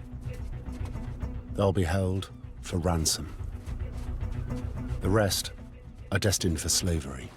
What certainly happened was an unknown number of the monks were taken back to the longships and taken back to Norway, which is where this particular bunch came from.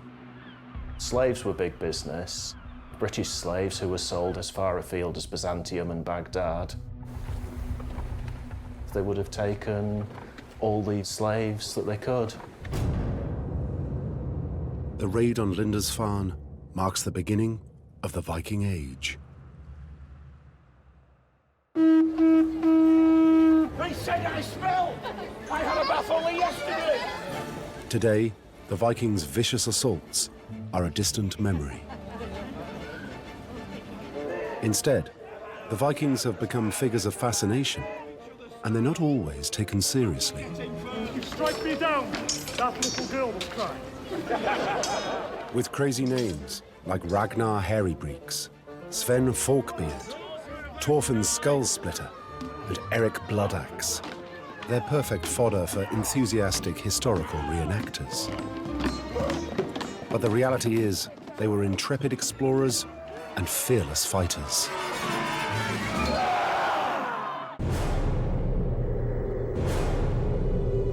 Their story begins in the frozen wastes of Scandinavia. Countries we now know as Norway, Denmark, and Sweden. At home, the Vikings face some of the most brutal living conditions on Earth.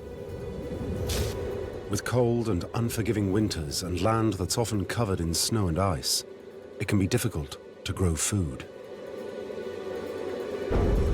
The Vikings quickly realize that if they want a good life, they'll have to steal it. The only way they can do that is to take to the oceans.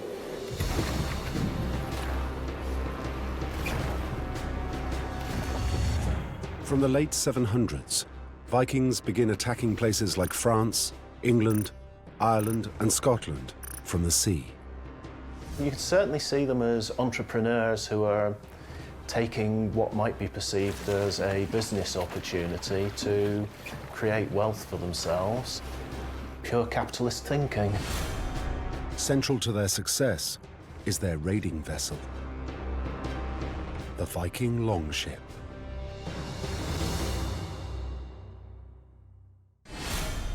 Morten Ravn is a curator at the Viking Ship Museum in Roskilde in Denmark.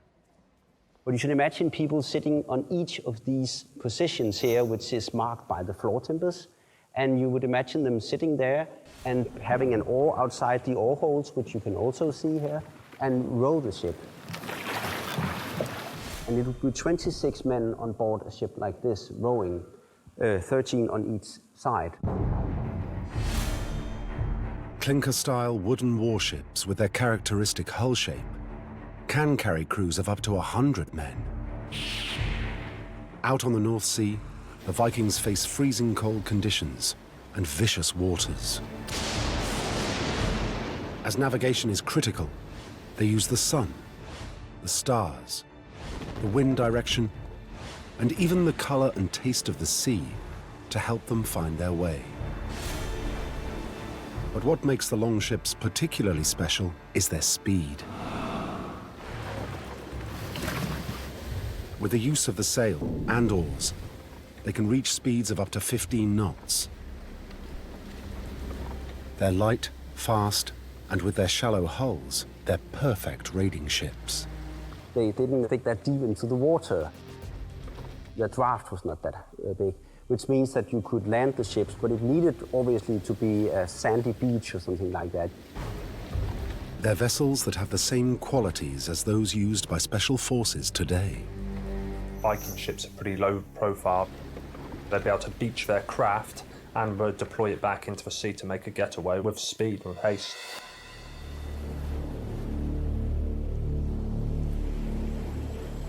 Cruising Europe's shores in their longships, the Vikings are opportunists.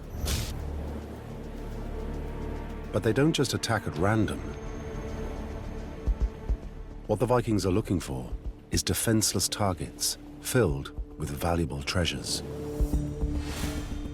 Remote monasteries and small isolated villages are rich pickings. They're targeting the most vulnerable people with the most money, which generally means the church. Like the very best special forces, time is spent in reconnaissance. It's quite possible that they would sail up to the coast and spot a likely joint and jump over the edge of their ship and attack it. For people living near the sea, raids that come out of the blue are difficult to guard against. It's impossible to defend an entire coastline. It's impossible to man such vast stretches of water. You think of the vastness of most coastlines, it's extremely difficult. Always on the lookout for easy-to-plunder targets, the Vikings developed their own special type of lightning assault.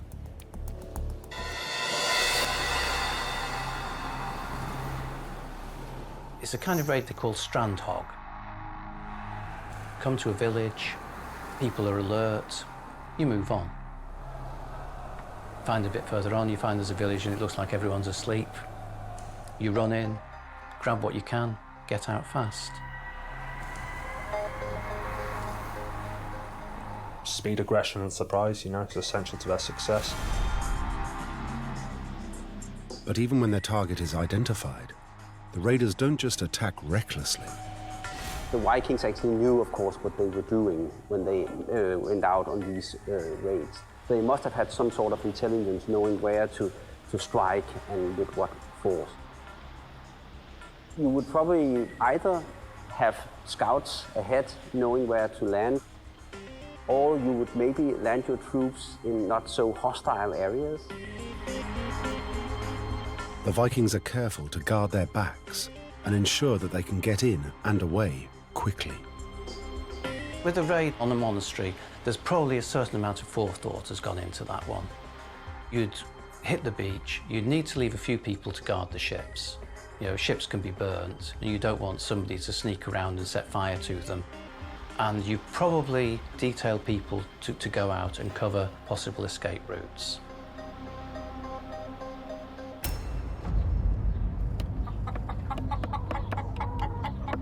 If the mission is going according to plan, victims will have no idea of what's going to happen.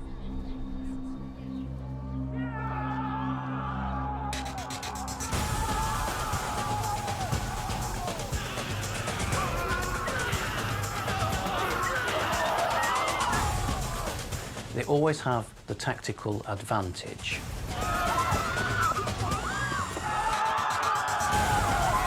It's very, very hard to get one step ahead of the Vikings because you don't know where they're going to go.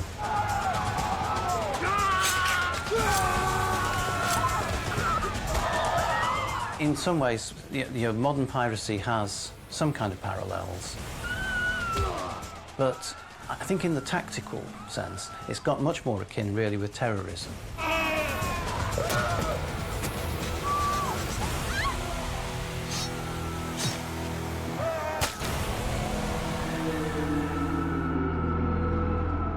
To make them all the more frightening, they have a simple but brutal array of weapons.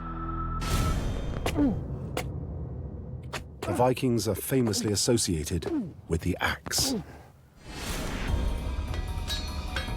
The axe head of a typical Dane axe is made of iron and steel. Carefully crafted to be lightweight, fast and well balanced, its blade can be forged to be as thin as just 2 millimeters, giving it a devastating cutting capability. Martin Holtman is a Danish ancient weapons expert. This is a Dane's axe. It's a typical Viking weapon. You would use this with 2 hands. It's not really hard to lift at all. It's surprisingly light. And you can actually swing it back like this and then move your hands. This way you gain a lot of momentum. On the battlefield, the Dane axe is used both tactically. I could take out this axe and hook his leg, and I could just draw him out.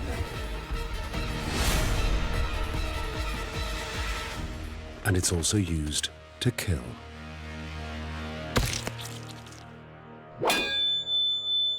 If you meet someone with this kind of weapon, you better run. But possibly the most terrifying and deadly weapon of all is the double-edged sword. The most precious of all Viking weapons, it's often passed down from father to son. A Viking warrior would learn technique from an early age. A Viking sword is made out of steel. The typical weight is around 1 kilogram. On the battlefield, the Viking sword can dole out death in a number of vicious ways. It's definitely a slashing weapon for cutting. It can also be used for stabbing. And if it doesn't kill the victim, it's guaranteed to maim him. This sword could definitely take off a leg and a hand with ease.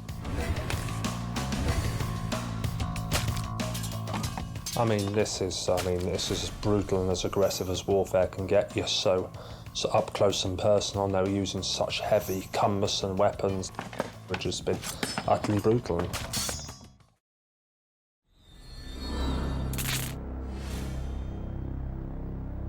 The remains of Viking victims across northern England show the damage inflicted by the Viking axe and the Viking sword.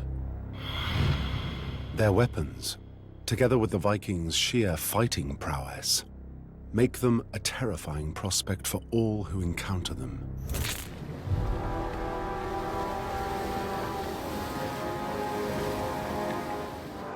From the 8th century through to the 11th century, bands of Vikings launch larger and larger attacks on more and more communities. And they don't just use brute force to seize land, gold, and slaves. The Vikings have even more sinister methods. I'm quite sure that people were murdered and tortured in order to get them to tell where they'd hidden their valuables. There probably was a lot of killing just for the sake of it, simply to create the kind of terror, to cow people, to make them obedient. It must have been a terrifying and violent experience for the victims of Viking raids. But if the Vikings are the special forces of their day, within their warrior bands, they have an even more elite team, a SEAL Team 6. They're known as the Berserkers.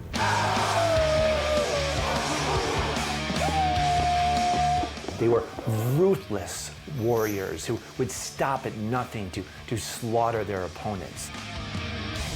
They were absolutely without fear of injury or death. They were supposed to have chewed on their shields, howled horribly, went berserk in battle, and could not be trusted to do anything but kill everything in their path. They're mad, bad, and dangerous to know. I'm buying the axe. Today, Berserkers are objects of fascination, children's fantasy characters. So much so that computer games are built around them. They're depicted as giants, trolls, and ferociously fighting ogres. Painted as superhumans, they're big, powerful, the stuff of legend. He will have quite often a horned helmet, because even though everybody knows that the Vikings didn't wear horned helmets, it's a brand almost. But Berserkers were real.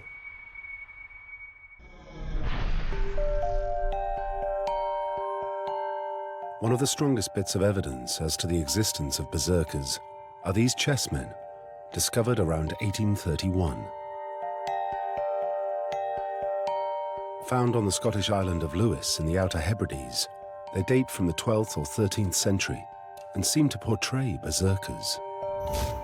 4 of the rooks actually depict warriors biting on the shields, and they've actually physically got their teeth sticking over the rim of the shield. And what they really represent for us is a medieval Scandinavian idea of what a berserker was.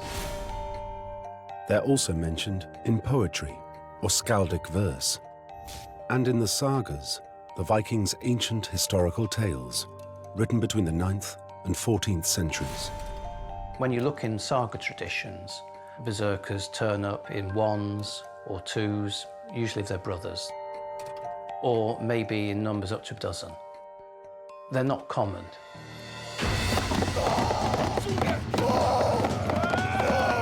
They were professional warriors.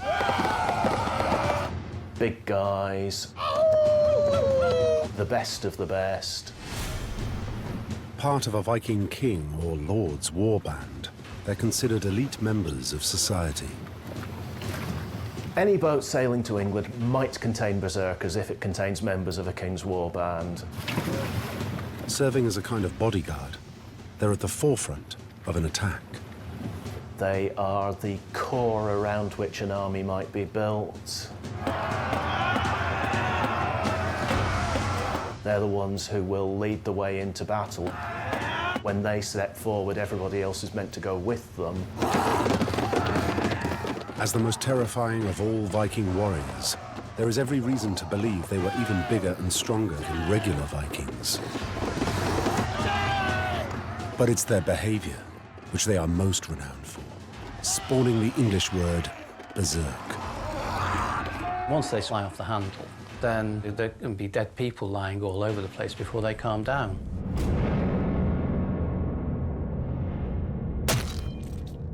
However, it's something else that really sets them apart.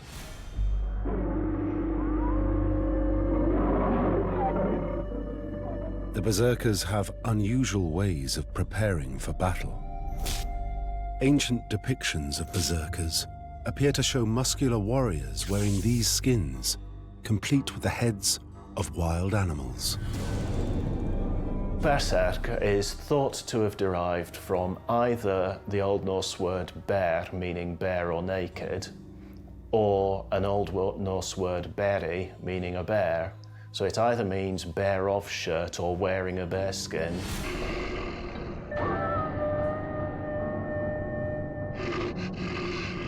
The legends say that by wearing animal skins, the berserkers take on special powers. That they can shapeshift and transform themselves into wild animals. It's a sense of getting into the spirit world, in a sense, and adopting the characteristics of the animal that you're trying to get in touch with. It is even claimed by some that berserkers are the originators of the werewolf.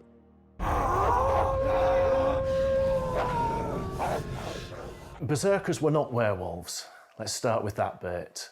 People have seen in the berserker a werewolf, somebody who physically changes shape into an animal. What's more likely is that they took on the persona of the animal. They adopted the animal's attributes to carry them into battle, so they went in as strong as a bear or as fierce as a wolf. You aren't literally going to become a bear or a wolf, but you want to have that strength, that ferocity.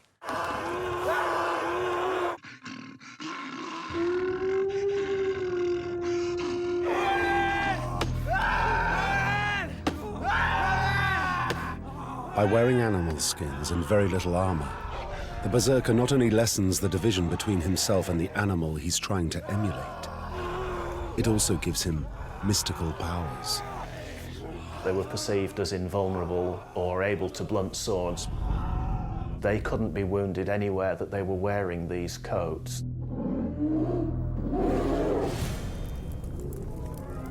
But the berserker has another secret weapon to help him prepare. And it may very well help him believe in his animalistic abilities. Magic mushrooms. Their proper name is Amanita muscaria. They're very common. I mean, they're widespread all over the northern hemisphere and up into the sort of subarctic. They're your classic fairy tale mushroom, the bright red with white spots. They're commonly called the fly mushroom or the fly agaric because they're reputed to kill insects. But the mushrooms also have another effect, which could help a warrior get into the right mental state for a fight.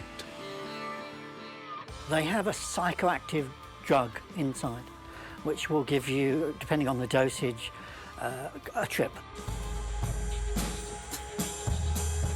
The idea that someone could use drugs to prepare for battle is not that far-fetched.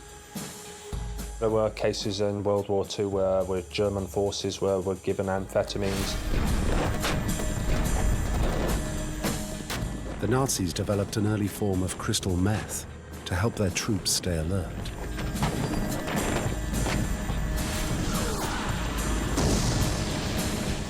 In Vietnam, soldiers were issued with amphetamines by the US Army to heighten their senses on missions.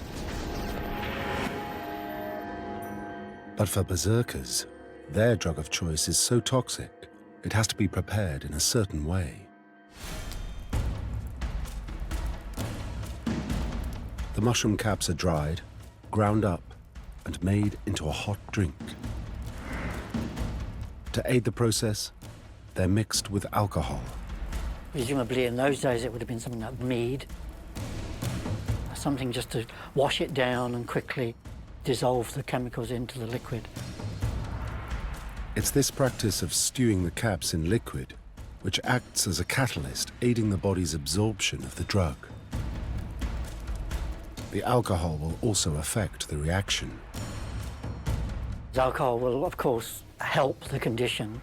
I mean, one of the things we think we don't realise is the mood affects the results immensely, and we've known this for years with other psychoactive drugs. The mood that the person is in when they take the mushroom has an enormous effect on what sort of result they get from it.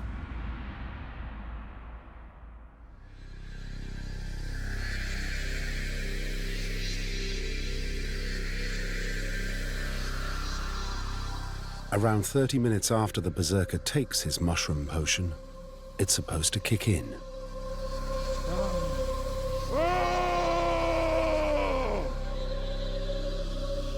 There's a whole host of effects that can be encountered. Common ones are muscle twitching, sweating, salivating, increased production of saliva. The berserker starts to literally froth at the mouth.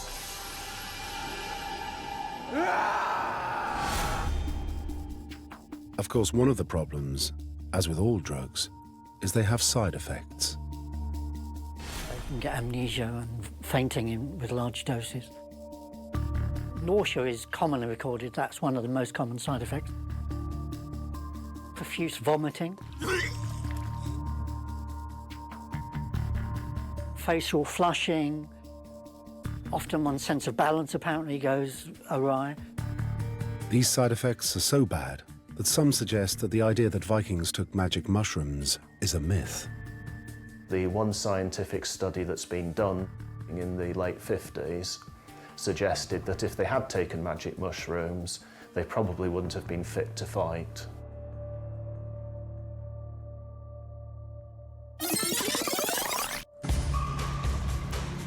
However, some experts disagree. They've been in use 2,000–3,000 years, probably something on that order. So it's very unlikely that the Vikings would not have known of the mushroom. And it seems berserkers may have found an ingenious way to avoid any nasty reactions. When the mushroom is passed through the body, it's stripped of some of its toxins. We know that drinking the urine is one of the commonest ways of diluting the unpleasant side effects and increasing the potency of the chemical. It means that only one berserker needs to experience the bad reactions brought on by the mushrooms. The other berserkers simply need to drink his urine. This appears to remove the toxic side effects, but leaves the hallucinogenic ones. I read one report where they thought one would eat it, pass urine, someone else would eat it, someone would drink their urine, and so on, up to 5 times. It may be that one ingestion of the mushroom would actually serve quite a few people afterwards.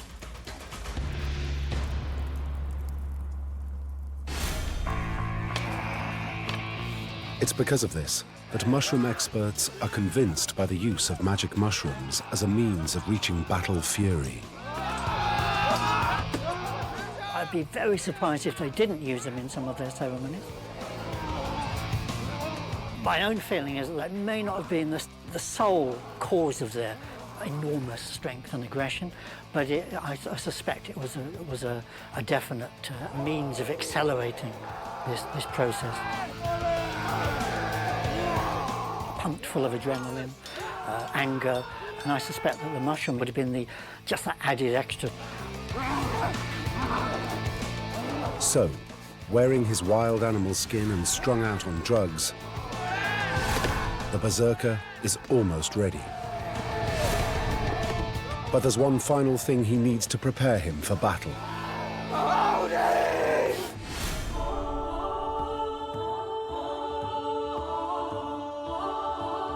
Like all Vikings, the Berserkers are religious fanatics. They're utterly devoted to one particular pagan god, Odin. Odin is the Norse high god. He's the god of war. And Berserkers had the idea that really they were chosen by Odin, that they didn't really choose to be a Berserker, that it was Odin who chose them. Eager to please Odin, an opportunity to fight for him and die for him is a privilege. For a Berserker, you honoured Odin if you killed someone in battle, and you honoured him by dying in battle. So battle was win-win. What they most wanted was death in battle was a guarantee that you would go to Valhalla. Valhalla is the warrior's paradise in the afterlife. Like 21st century jihadists, the Berserker imagines that by giving his life in the heat of battle, he'll guarantee great glory and rewards there. Valhalla is a giant lord's hall in which they feast all night and then they go out of it during the day and they fight all day, preparing themselves for Ragnarok, the final day when all the gods will die. Ragnarok marks the end of the universe. But for Vikings, being at Odin's side for the greatest battle of all is the ultimate honor. It's the positive welcoming of death that makes the Berserker the most fearsome of all medieval warriors.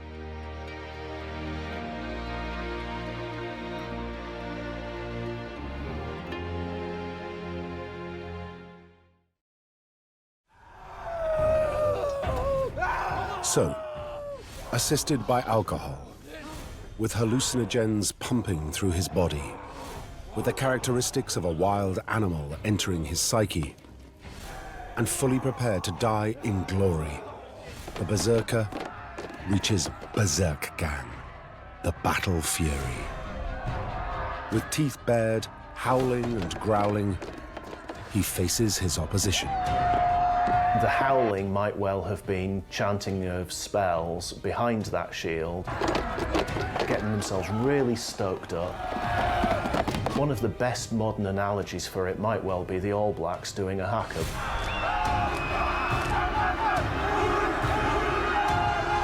It's designed to be frightening, it's designed to make you feel strong and invincible. Berserkers have a tremendous psychological effect on their enemy. I think it would have been very intimidating. For ordinary peasants like the Anglo-Saxons, reluctantly pulled together to fight, it's horrifying. They may have probably never been in the battle before in their lives. They really want to live and they can go back and look after the cows and see their families again. 100 yards away on the other side, there they are howling and biting their shields. They just want to run at you and hack you to pieces.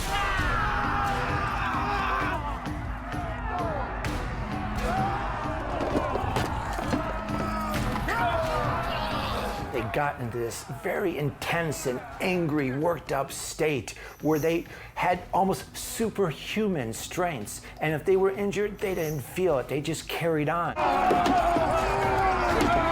Off their heads with this big dosage of the mushroom, they may not really know what's going on, except that they just attack anyone that's in front of them. Like a loose cannon, you just point it in the right direction and you let them get on with it.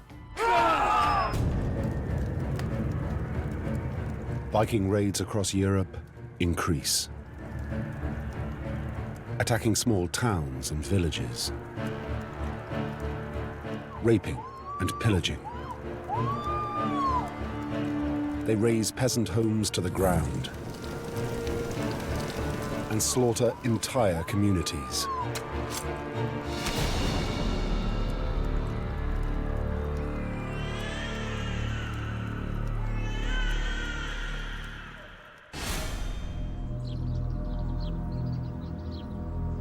Eventually, the Vikings bring over their own families to settle in their conquered lands. Around about 840, this is the point when Vikings actually do start making permanent bases. Instead of going home for the winter, you pull your ships up inside the protection of a rampart, you spend the winter there, and as soon as spring comes, you can get back to raiding nice and early. So it extends your raiding season to about 9 months of the year instead of 3 months of the year in the summer. With the Berserkers at their heart, the Vikings managed to cultivate a vast trading empire. By the 11th century, their conquests stretch from Iceland in the north to the Mediterranean Sea in the south, and from Newfoundland in the west to Constantinople and the Caspian Sea in the east. But it's one event on an autumnal English day in 1066 that will go down in history as the Berserkers' finest hour.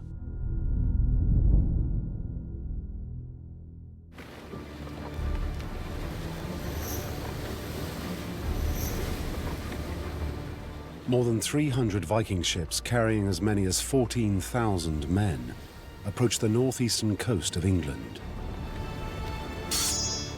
Leading them is Norwegian king Harald Hardrada. Hardrada is an outstanding warrior. He's fought in the Balkans and across the Byzantine Empire and has gone on to seize the Norwegian crown. Now, he's hungry for more. He's got a very clear political ambition, and that is to make good a claim to the English throne. His target is the greatest city in northern England, York. The actual Viking army first lands at Scarborough and sacks the town, burns it to the ground to show the local people that resistance is futile. They move into the Humber estuary and then up the River Ouse to capture the greatest prize of all, the capital of the north, York, or in Norse, Jorvik. York is under English control. But critically, the Vikings had conquered the city exactly 200 years before, and they regard it as their own. For the Vikings, it's home. So now they're back to claim what they class as their city. And for Hardrada, York is just the beginning. He believes that if he takes it, the rest of the country will fall to him.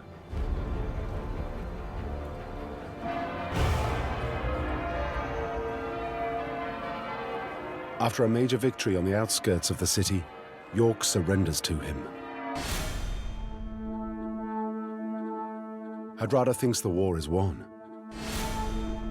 that the English crown is his. He's so confident, he's even sent a third of his army back to the Viking fleet, 12 miles upriver. But what Hardrada doesn't know is his nemesis is coming.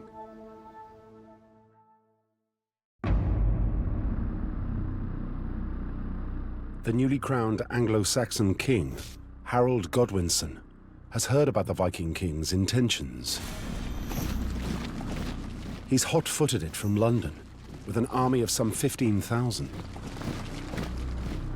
Hardrada's Vikings, on the other hand, are bathing in their victory. If you can imagine a late summer's hot day, the troops have walked 12 miles, probably had headaches from the night before from the revelling.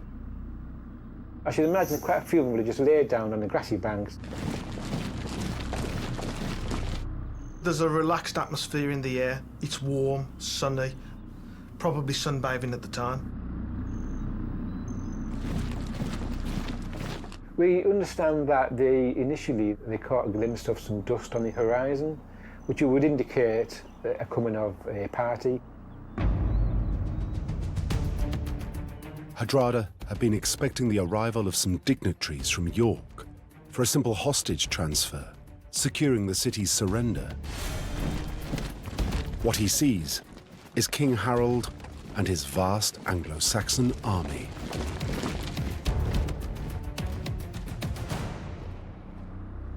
Hardrada realizes he's made a terrible mistake. He's completely dumbfounded and in shock. He didn't expect this at all.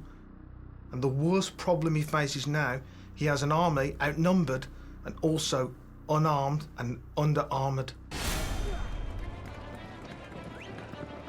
With his troops straddling both sides of the River Derwent, Hardrada needs to regroup.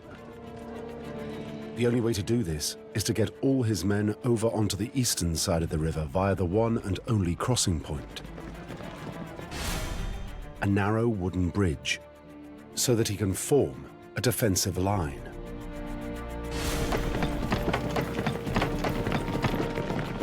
The majority make it across. But then the Anglo-Saxons appear. It's now that Hardrada turns to one of his special forces. He calls on one Viking berserker. His task, to buy his king time. It's an extraordinary situation. Just one man against an entire army.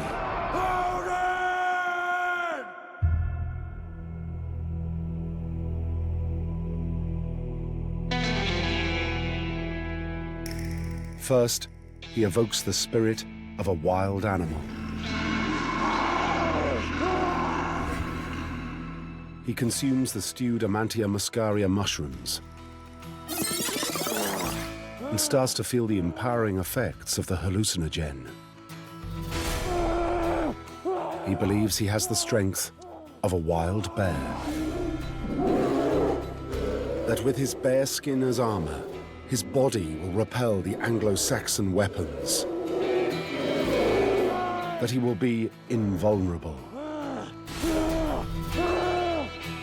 Frothing at the mouth, in thrall to Odin, and dreaming of his place at the feasting table in Valhalla, the great warrior reaches the height of his berserk gang and steps out onto the bridge.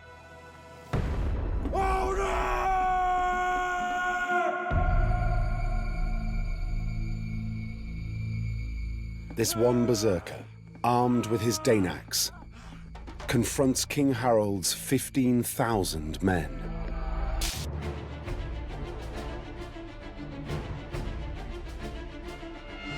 You can imagine a kind of standoff. He was buying time, giving his life to buy time for the rest of the army. One by one, brave soldiers from King Harold's army take on the great Viking warrior on the bridge.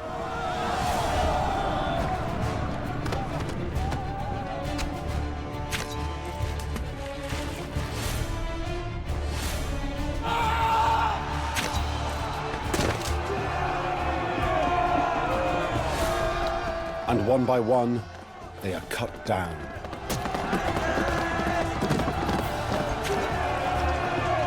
On a narrow front, probably only one or two men would have been able to attack him at a time. You can imagine that even if he was dispatching people at the rate of one every 30 seconds, he might have held them up for 10 minutes, quarter of an hour or more.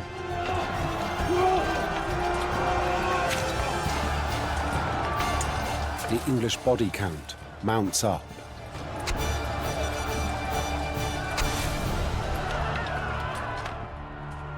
According to the Anglo-Saxon Chronicle, every person who tries to cross the bridge, over 40 Anglo-Saxon soldiers are killed by this one berserker.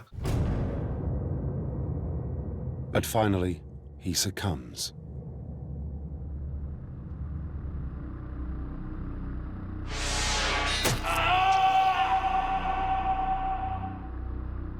Accounts say he was finally killed by an Englishman who went down under the bridge with a spear and got him from underneath.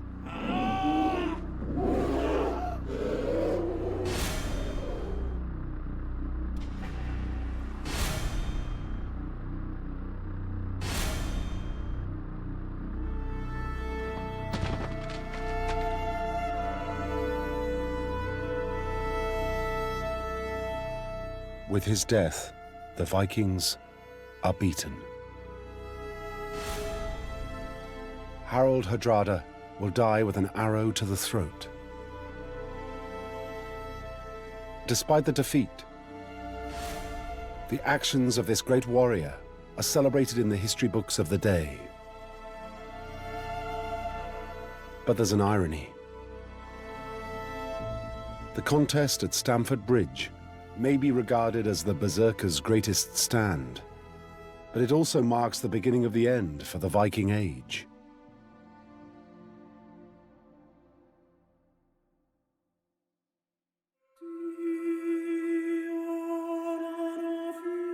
By the early 11th century, and certainly by 1066, Berserkers are becoming a dying breed. There's a more powerful force at work than that of the pagan gods. Many Vikings have converted from paganism to a more widely held belief system. The demise of the pagan berserker comes with the advent of Christianity. Christianity probably had some kind of neutralizing effect. Once you're all part of the same club, then you tend not to attack each other quite the same way. Years of Viking tradition are slowly eroded. The Scandinavians begin converting to Christianity in the 10th century. You know, Denmark's the first, Sweden is the last, but even by the end of the 11th century, Sweden is mainly Christian. Some berserkers cling on to their paganism, but gradually the purity of their military and magical might weakens. Eventually, they will disappear altogether. In the Icelandic law codes, going berserk is outlawed in the 12th century.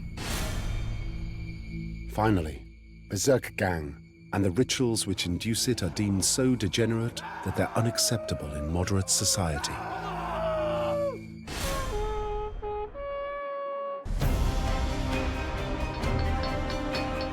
Today, the endeavors of the Norsemen still captivate and entertain us. It may be that the Vikings no longer evoke fear and horror as they did 1,200 years ago. But their elite special unit, the Berserkers, do continue to enthrall us. Thanks to a 250-year reign of terror, we can't help but admire their heroism, their iconic, fantasy-like image, and their animalistic, frenzied brilliance on the battlefield. They're the special forces of feudal Japan, shadow warriors who'll stop at nothing to get the job done. The ninja were very much the unconventional warfare experts which any army needs. The deadliest killers. Their genius is deception. They're lethal in battle and specialists in cunning, betrayal, and strategy. Never trust a ninja. Even your own ninjas, do not trust them. They will lie and make things up and cheat. Ambush, infiltration, assassination, and espionage. Their techniques are timeless and live on in the methods of today's special forces. Speed, aggression, and surprise. The way they move with silence and stealth and in small teams, it's still very much the same. Now they're facing the greatest fight in their history. At stake is their very existence, and they'll need everything they've got to survive. This is the incredible story of the ninjas of Iga and their extraordinary rise to become an indispensable part of the Japanese military machine.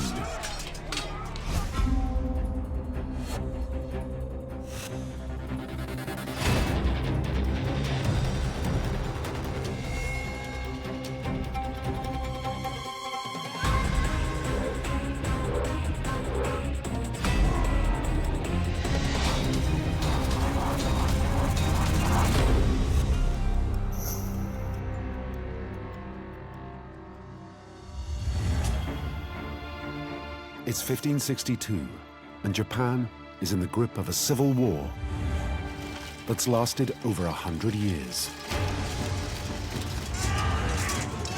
Warlords and their militias roam the countryside in a rampage of destruction that's tearing the country apart.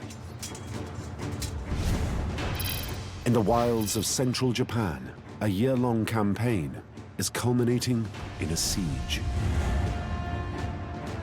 And the prize for the attacker is Kaminojo Castle. Determined to take it is an ambitious young warlord called Tokugawa Ieyasu. But he's facing a serious problem.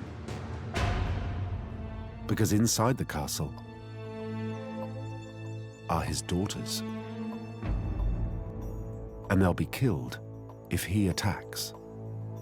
Years earlier, he agreed to send them to Kaminojo in a peace deal. It's standard procedure in a country where no one trusts anyone. Now, he badly needs to go back on the deal. With warlords fighting against each other, allegiances were quite often made and broken at a moment's notice. It was recognized very early on that a hostage system would help keep allegiances. That as long as they behaved and followed the rules, the families would be kept safe. If they broke the rules, the families would be executed, and it was a great way of keeping control. Despite his massive army, Ieyasu has had his hands tied for over a year. He can't touch the castle.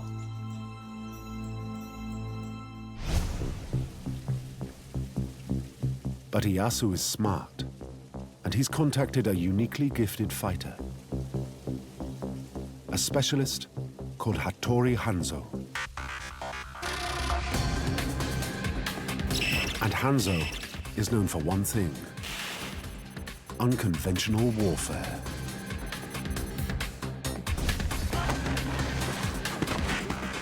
Hattori Hanzo is the leader of the finest special forces in the Japanese world. They are experts at a secret martial art called shinobi. Much later, they will be known as ninja. Ninja is actually a very modern term. But back in the 1500s, they were known as shinobi no mono, shadow warrior. The ninja were renowned for never being spotted and being invisible and having magic powers. The shinobi warrior of the 1500s is so skilled, he is regarded almost as a supernatural being. But just like today's special forces, he's developed a unique set of tactics. To solve problems on the battlefield, conventional troops can't. And the ninja's particular talent is for intelligence gathering and infiltration. The samurai army needed spies and it needed commandos. So ninja would develop these skills. They spy and they do commando infiltration raids. and these were needed for frontline troops or for information gathering. And there's another reason why Hattori Hanzo and his ninja are so highly prized. Japanese armies are run by an officer class of samurai. At the heart of their combat training is a strict code of gentlemanly honor.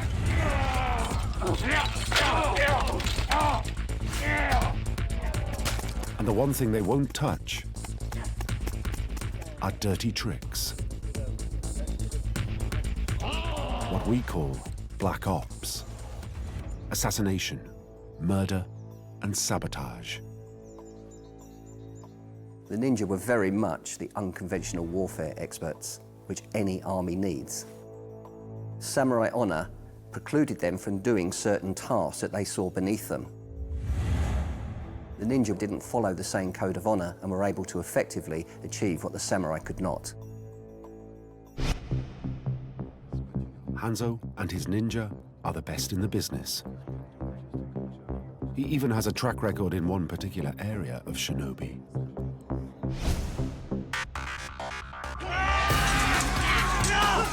He's an old hand at penetrating castles and freeing hostages.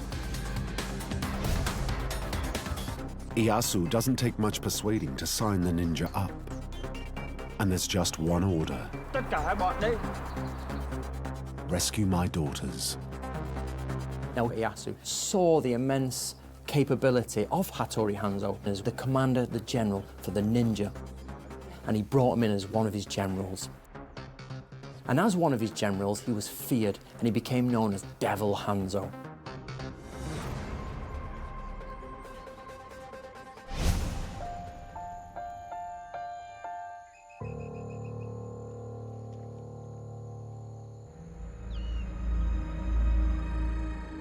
Hattori Hanzo now starts an intelligence gathering operation that will decide his strategy.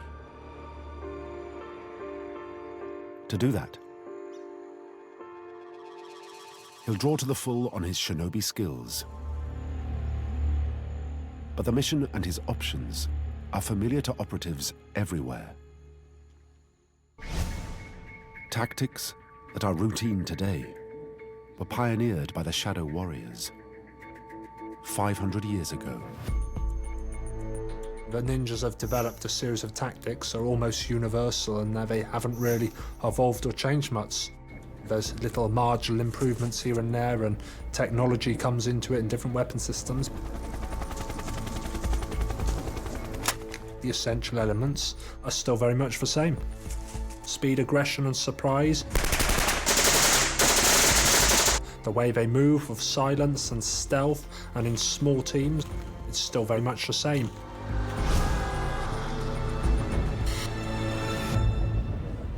One man who knows all about the problems facing Hattori Hanzo's ninjas at Kaminojo is Jason Williams. Now living in Japan, he fought for 5 years in Iraq and Afghanistan with the SAS. And that presented intelligence gathering challenges that are very familiar to Hattori Hanzo. Getting good information boils down to a handful of options. You're usually going into an enemy complex or an enemy building, maybe an enemy compound. There are two ways of doing it. You can do a long-term operation or you can do a short-term. Long-term means more of a sleeper cell approach. You'll be going in maybe a few years before you even get any information out. It's a very long-term operation, and there's a lot more risk to the individual who's involved and a lot more stress on them.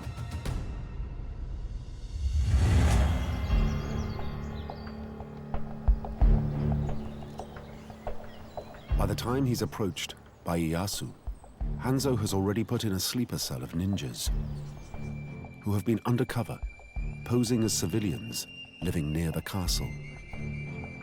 It's a classic shinobi tactic. When hostilities start hotting up, the Lord of Kaminojo starts hiring local men, not realizing who they are. And the ninja sleeper cell walks right into the castle unopposed. When their lord would start to invade, the ninja would get hired into his retinue. This meant that the ninja was on the inside of the enemy. As well as using his spies on the inside, just like special forces today, Hanzo sends commandos on a reconnaissance mission to assess the target's defenses. You set up what we call a CTR, close target recce. You get as much information about the complex and around that area as possible. And then once you've done that, you can either go inside or you can withdraw.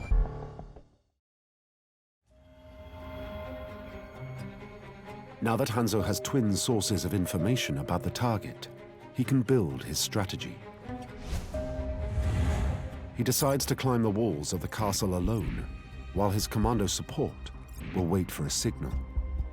Then, he'll go on into the complex in a solo snatch operation. As soon as the princesses are safe, the sleeper agents on the inside will signal for the attack to start. With forces on the inside and outside, it will be a pincer operation. And Hanzo is ready to go. It is now vital to ensure the timing is right, and all conditions favor the ninja. Now, normally a ninja did not infiltrate in the full moon. He'd wait till 8 days after the moon or 8 days before the moon, so it was darker, and he'd wear dark clothes.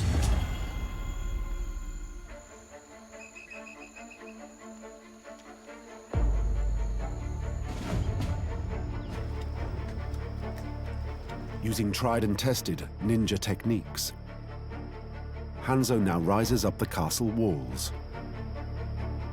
He'd use iron spikes, and he'd place spikes in the castle wall, and he'd climb all the way up to the top.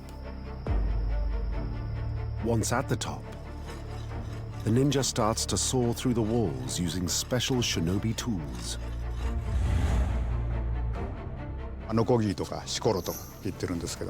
This is a type of saw called a shikoro. It was used for making larger holes in clay or wooden walls. Usually so a ninja could climb through.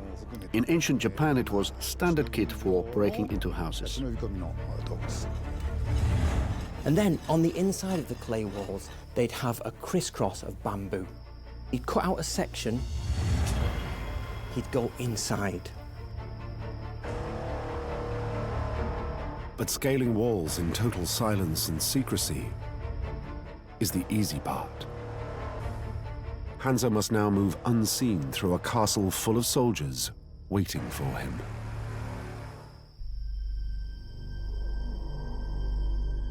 Now, once inside, he'd wait. He would be waiting for the people to come along with torches on patrol.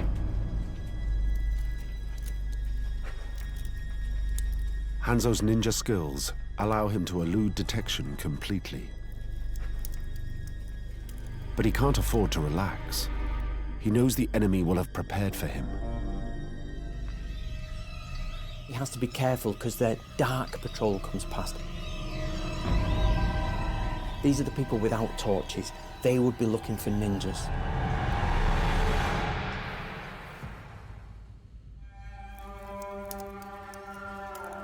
Sleeper agents meet Hanzo to direct him to the royal apartments. After that, he's on his own.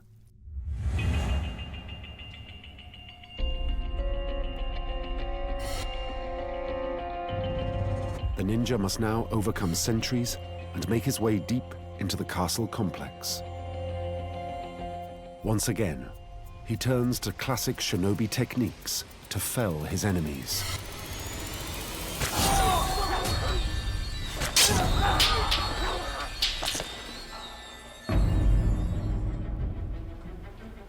With the guards dispatched, Hanzo must seize the hostages. As planned, the ninja double agents signal to Hanzo's commandos and Ieyasu's samurai by starting fires on the inside of the castle.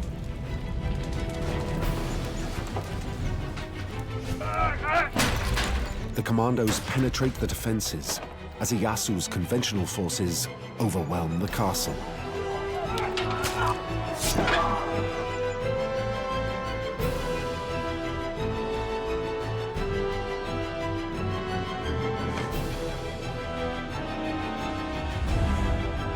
hostages are smuggled out in the mayhem.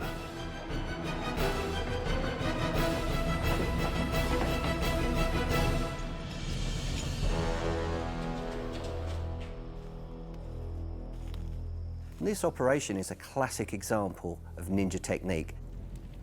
Being able to infiltrate the enemy's positions, influence what went on, and to attack from within. Classic shinobi.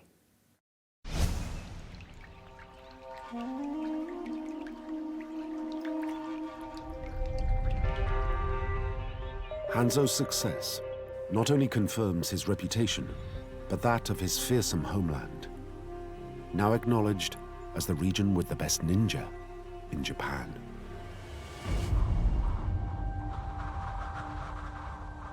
It's a place of mists. On a high mountain plateau cut off from the rest of the country, its people are different, fierce mountain folk with proud, independent spirits. Its name is Iga. Ninja were mainly hired from Iga. The Iga people were known as the best ninja. They would go across all of Japan and they would present themselves to their lords and say, I'm a ninja, I am from Iga, I am trained in the arts of ninjutsu. Then the lord would hire them. The ninja or shinobi skills practiced by the men of Iga have been developed over centuries of warfare. They draw together the extreme physical power of the martial artist, the swordsmanship of the samurai warrior, with tactical expertise from ancient China and the writings of the Chinese master military strategist Sun Tzu.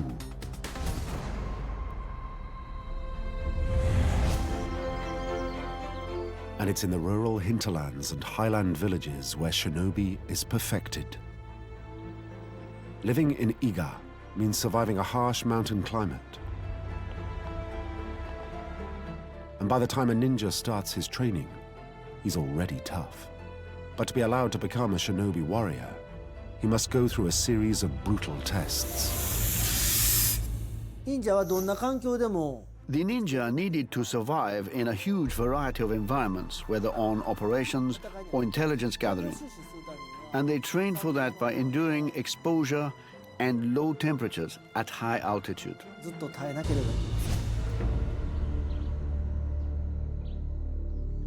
Like special forces today, constant training in mountain survival is at the core of the making of an effective operative. All the soldiers have to go through a process which would involve testing their individual fitness in lone, isolated marches in mountainous terrain. Then their personal skills would be tested to the utmost. They'd be isolated in a combat survival environment where they'd be exposed in a wilderness with minimum supplies. As part of his training, the ninja must learn to live off the land for an indefinite period. The ninja were experts in optimizing their diet so they could resist a cold and hunger. They developed a special ration pack, and just one would keep them going for up to 3 days. A lot of the ninja's art is really about survival and endurance. It isn't just physical demands that the trainee ninja has to learn to cope with. The entire point of a ninja's training was about endurance. He had to endure mental problems. He would be in the enemy's land, and he had to train himself to not break under pressure. The people of Iga mostly worship nature spirits and follow Shintoism, a religious practice focused on the natural world. For an undercover ninja, becoming one with nature is a perfect training for blending in with the environment. A ninja is a specialist of blending with the surrounding. Is the ultimate expression of what, in a way, Shintoism is all about. It's about achieving utmost harmony with the environment. So a ninja would disappear to the eyes of the common viewer because he managed to become almost sort of seamlessly connected to the nature around it. Just like the ninja in 16th century Japan, today's special forces, like the Navy SEALs or the SAS, have an advanced training in camouflage and concealment. The ability to blend in with your surroundings is an essential skill. If you're in any natural area in countryside, you're always aware of how people are looking at you or where they're going to be looking at you from. The SAS, like the ninja, have a sense of concealment drilled into them, so it becomes instinctive when operating covertly. Shape, shine, shadow, and silhouette are a constant concern. There's shape. There's not many round shapes in nature or perfectly straight lines. Then there's shine, the bridge of your nose, your forehead, any metal on your weapon. You want to eliminate any shadow coming from yourself. If you're on a ridge line, you should avoid silhouetting yourself. Be mindful of your footfall. Leave no sign. Don't cause disturbances. You know, if there's a branch on the floor, don't snap it or brush up against tree branches.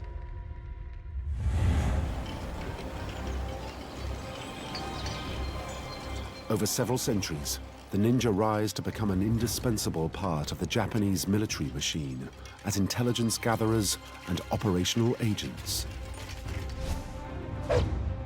Like the best security and special forces of the modern era, they are never satisfied, constantly upping their game and devising new strategies and techniques to gain advantage.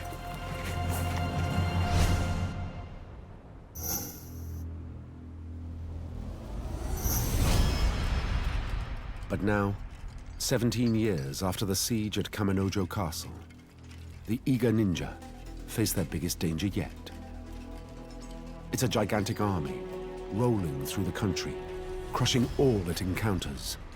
And it's led by a cruel overlord, known for his love of extreme violence. He's a genocidal megalomaniac, with a reputation unmatched in all of Japan's bloody history. Oda Nobunaga is bent on one thing: absolute power. Nobunaga's plan was to unify all of Japan, and that was his one goal. So nobody was spared from his forces or his army. This is what he was going to do. Oda Nobunaga is single-minded, cold, calculating, and disciplined, and he crushes all resistance with utter ruthlessness. The trouble is, the eager don't bow down to anyone. In the late 1500s, the ninjas had a serious problem. Nobunaga needed complete and total obedience, and they refused to give it. Two opposing forces are on a collision course. Neither is used to giving way, and a devastating confrontation is inevitable. The only solution Nobunaga had was to invade, and he did so with a vengeance.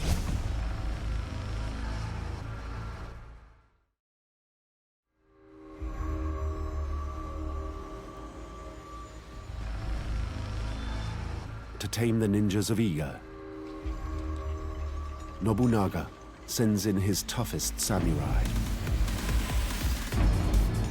Crack troops, hardened by decades of bloodletting. The orders are to spare no one. But he makes one fatal error. He appoints a general who is completely unsuited to the job. That general is his son, Nobukatsu. Nobukatsu has no experience. Not just that, he's impetuous and undisciplined. It's about the worst combination of qualities a military leader could have. And he makes a host of errors. One of the worst is to underestimate his enemy.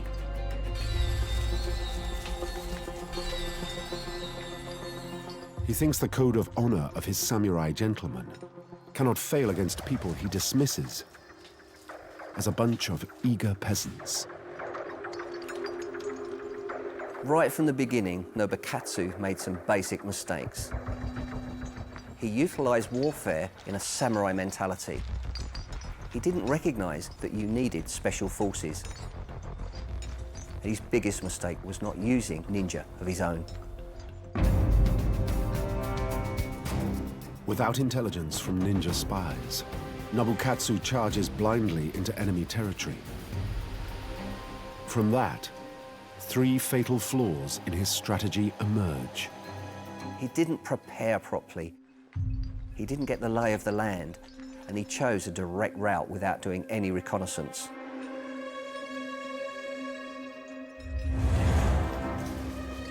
It's a serious blunder.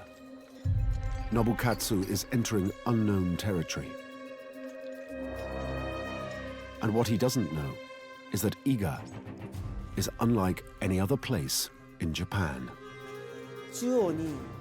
Iga has a river running through the middle called the Hattori, and on certain days the whole valley is thick with a mist. Sometimes Iga can seem like a hidden world, shrouded in mist and fog.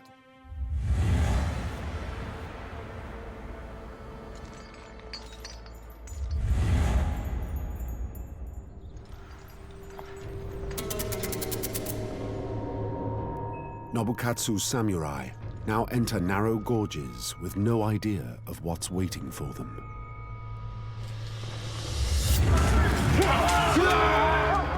Suddenly, in front of them, is the last person Nobukatsu and his troops want to see. It's Hattori, the devil, Hanzo.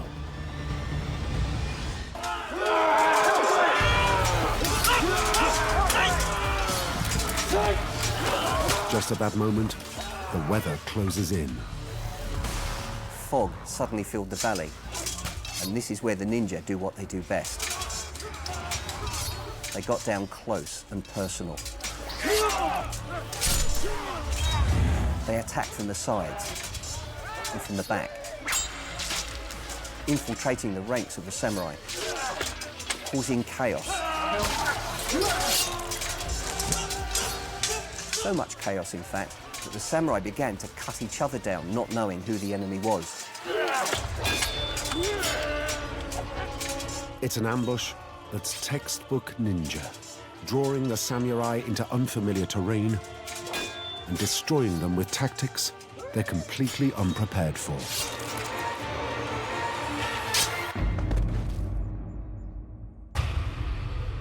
It has disastrous consequences for the invaders.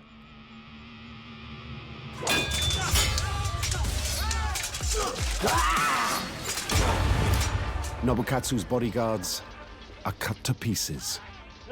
Now the general must stand alone against the ninja and account for himself.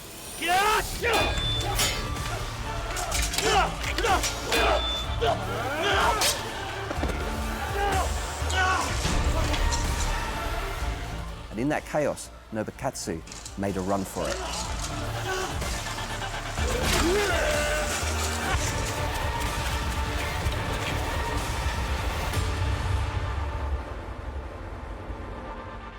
And he was the only one to survive a complete massacre.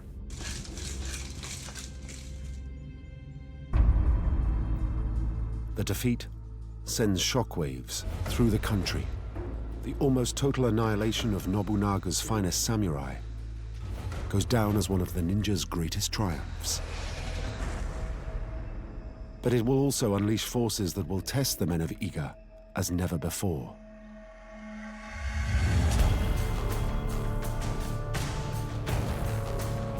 Within days, the ninja spy network reports Nobunaga mustering the biggest army Japan has ever seen. Columns are streaming from every region with one order: destroy Iga. The ninja know they can't defeat so huge an army, and there is only one solution. Nobunaga must be assassinated.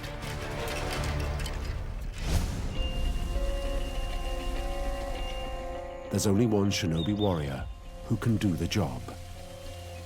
Born into a powerful Iga clan, the ninja Ishikawa Goemon has every reason to want to kill Nobunaga personally.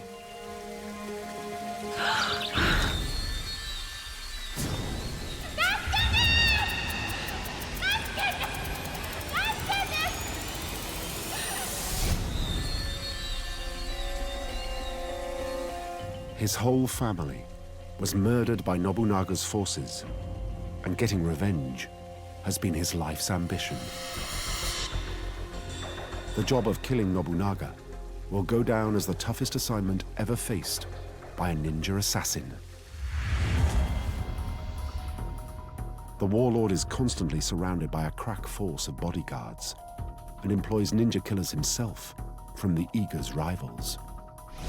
He has a highly skilled network of spies adept at infiltrating and extracting information throughout Japan.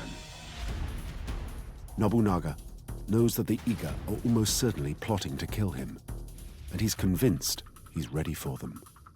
But the Iga spy network manages to secure some crucial information. The only time Nobunaga lets his guard down is when he's in his heavily fortified castle. Goemon's only chance is to infiltrate the castle and, using double agents on the inside, assassinate the warlord himself in the royal apartments. Ninja Black Ops techniques are at the height of development, and their armory boasts a massive array of weapons and technology unmatched anywhere. Goemon now has everything put at his disposal. The ninja had something called the art of fire, and they used gunpowder for everything from signaling to explosions and lighting effects. And they were masters at vanishing behind smoke screens.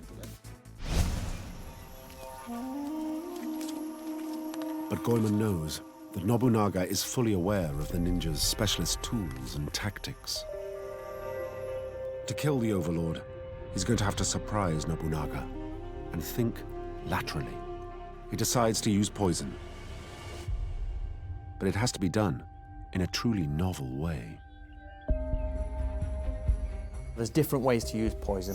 You can either go in a house as someone's guest and you can poison the people there. One manual tells us to use strychnine, and they would mix it with cakes and they would give it to people that way.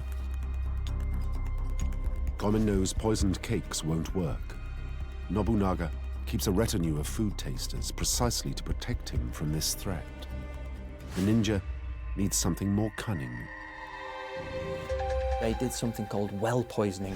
They take the poisonous part of a pufferfish and they mix it with excrement or lead and arsenic. And they would drop this into the enemy's well. Once again, Nobunaga's tasters would detect poisoned water well before it reached the Overlord's lips. Goemon realizes he must deliver the toxin to Nobunaga personally, and he'll only get one shot. He turns to a substance that remains today one of the most toxic in the world. It's called wolfsbane. A couple of drops will kill an adult in minutes. There is no antidote. Victims die writhing in agony.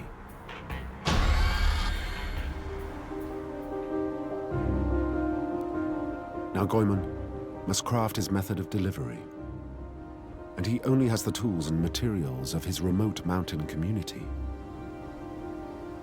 Fortunately, the ninja are masters at repurposing everyday items into weapons. One of the things that the ninja were very good at was adaptation and using anything at their disposal as a weapon.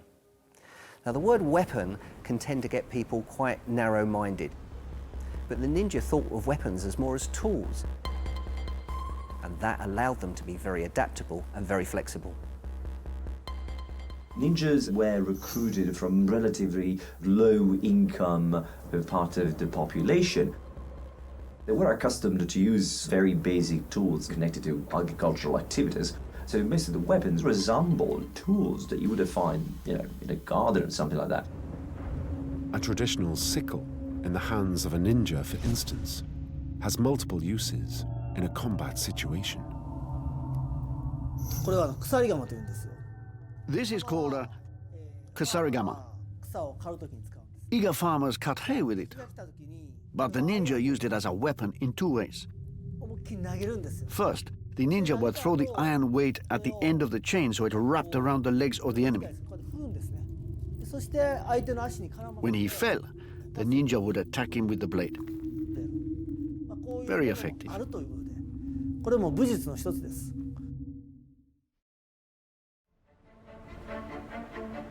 Goemon's plan is now ready. He's going to put the wolf's bane into Nobunaga's mouth in a way no one's ever thought of. But before he goes into action, there's one more vital element for the ninja's attack.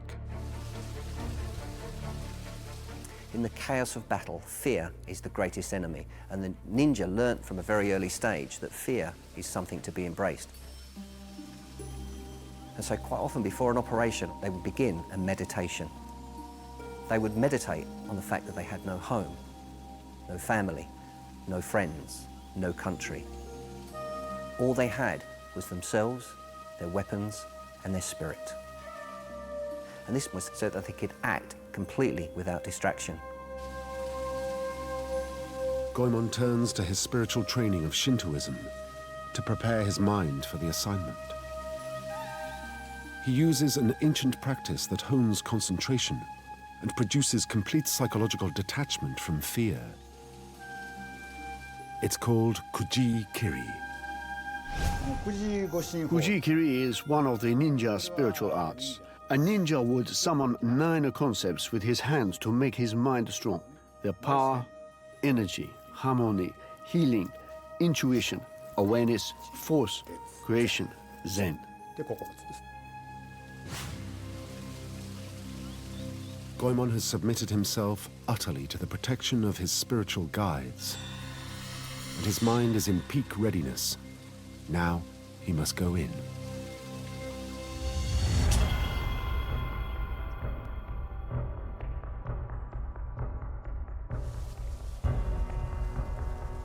In classic style, Goemon makes himself virtually invisible as he closes in on Nobunaga's apartments.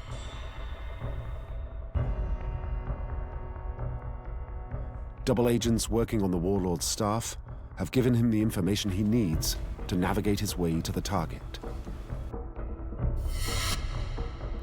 Once inside the apartment complex, he maneuvers himself to a space above the royal bedchamber. Ninja agents in the castle have drilled a tiny hole in the ceiling and positioned the royal bed so that the target's head is directly beneath it.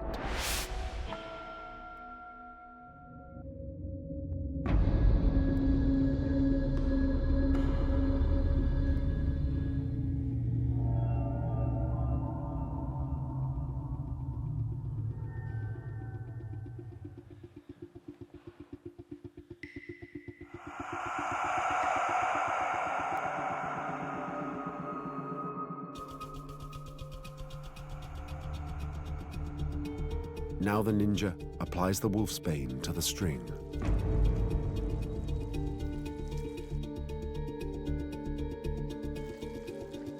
But just as he's delivering the lethal dose, Nobunaga wakes. Goemon knows he's failed. No, now, we must go now. And now must escape the only way he can. When a ninja wanted to escape, he could do a few things. Normally, they would have caltrops. Now, caltrops are small balls of iron with spikes moving out, and he'd position these in certain places where he knew the enemy would chase him. So those pursuers would stand on it, falling over.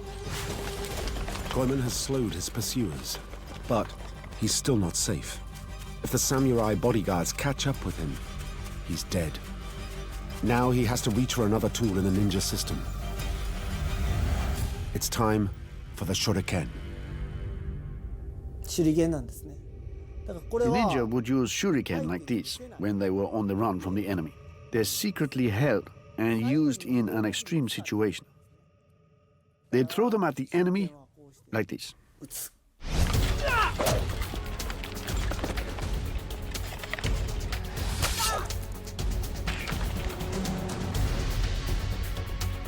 Goemon may have failed, but the assassination attempt is a textbook example of shinobi ingenuity, adapting simple everyday objects to lethal effect.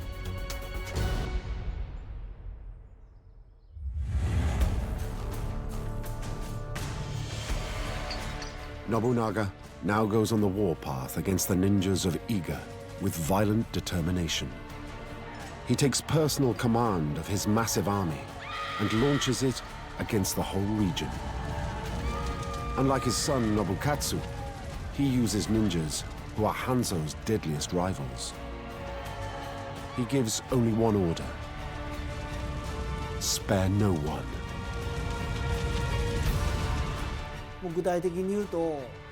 Nobunaga was completely cold-blooded. He ordered his soldiers to kill everyone in Iga.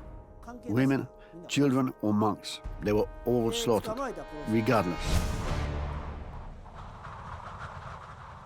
The killing made the Iga ninjas scatter across Japan. It's a bloodletting that remains notorious in Japanese history to this day. Nothing is left of the old Iga villages. Nobunaga had destroyed their homes, destroyed their families. This made them drop in social class. They had been displaced. This changed the history of the Iga people forever.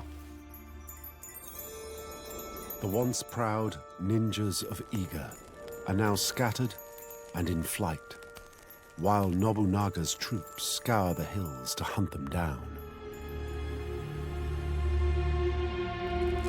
All looks lost for them, with no land, no status, and no money. All they can do is hope to scrape a living as peasants in some other region where no one will know them.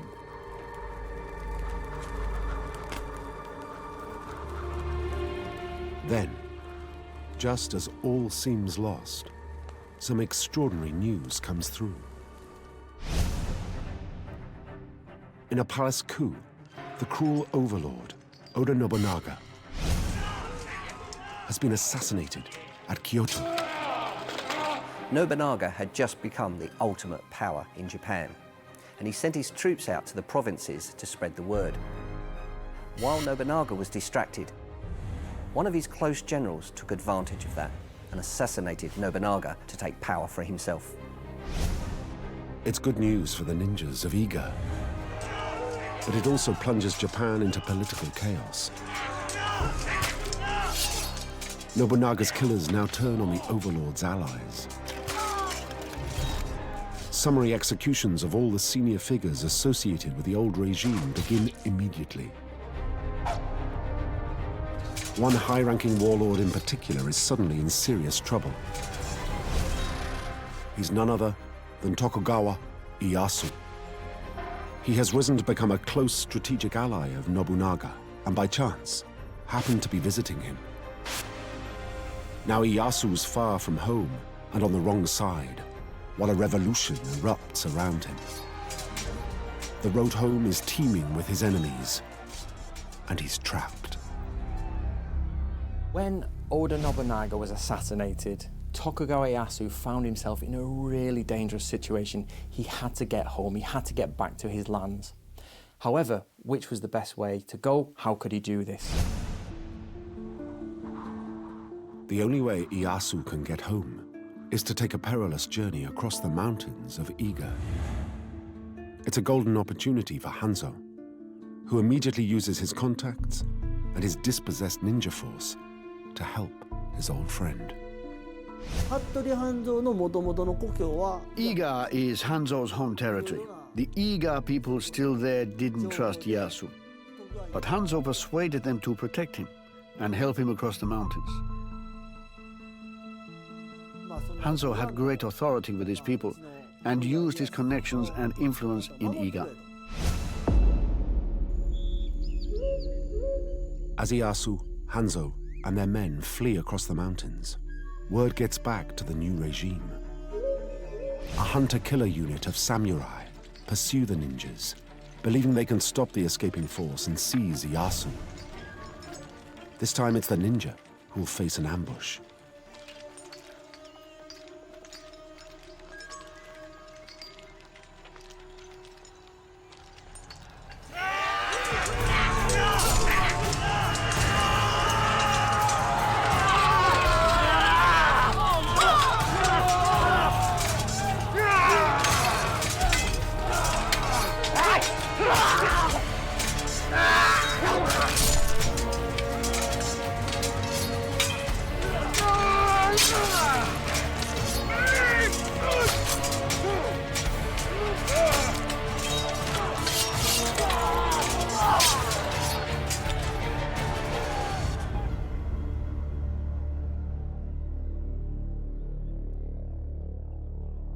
It's a narrow escape for Tokugawa Ieyasu, but the making of Hattori Hanzo and his ninjas.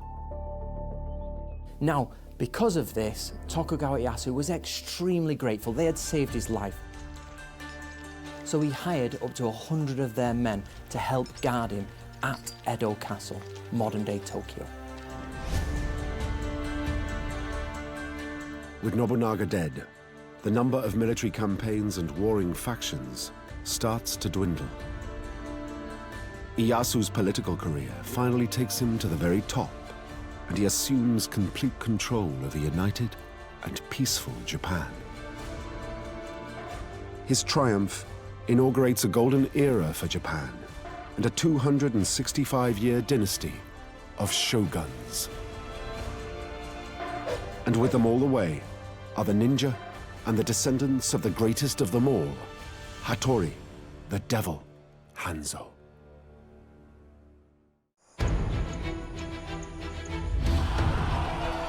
Eagle warriors, elite shock troops of the all-conquering Aztec Empire. This is a society of warriors. Armed with shock weapons.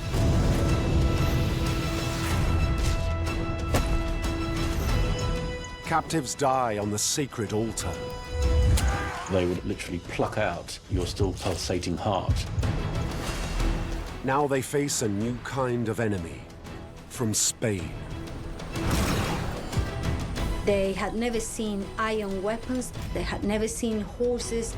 Two cultures that must clash. There are no rules. It's kill or be killed. It ends in a bloody battle that will become known as the Night of Tears. People trampling over other people. They're running for their lives. For the Eagle warriors, it is their finest hour. This is certainly their largest military victory.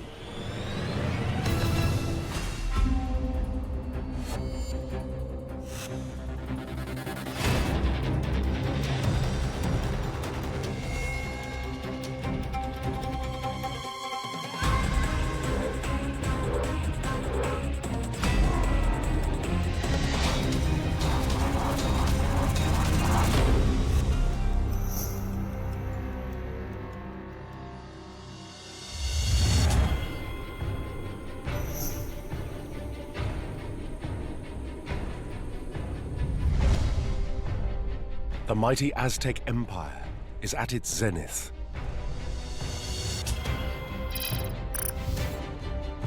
They came from the north. In less than 200 years, they ruthlessly conquer a wide swathe of Central America. The Aztecs have to be absolutely ruthless, and they have to use violence in ways which intimidate local societies. One by one, they knock out every nation that stands in their way. The Aztecs were great warriors who were very good at battle. An unflinching race, mobilized on a permanent war footing. It's not numbers with the Aztecs, it's skill, ferocity, aggression.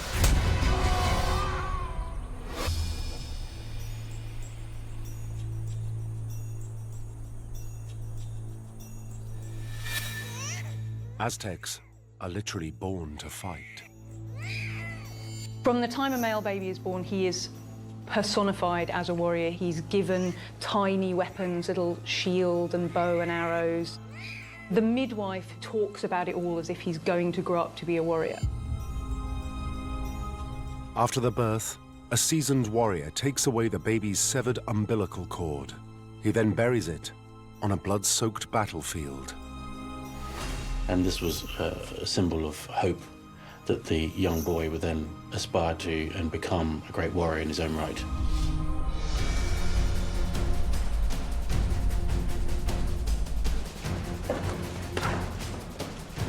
Military training starts early. From infancy, boys are enrolled at the House of the Youth. Aztec education was tough. Their whole point is to be better at this business than everybody else. That's it, that's all you do, military training. From the beginning to the end, it's a complete military monastic life.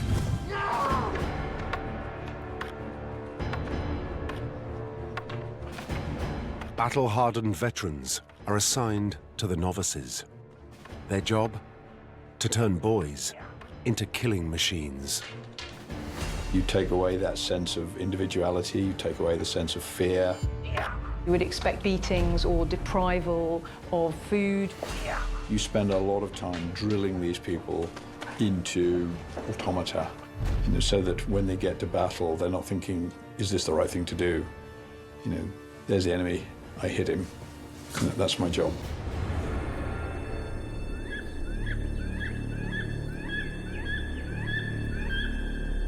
The Aztec way of war is unique. They deploy their troops in a highly unusual way.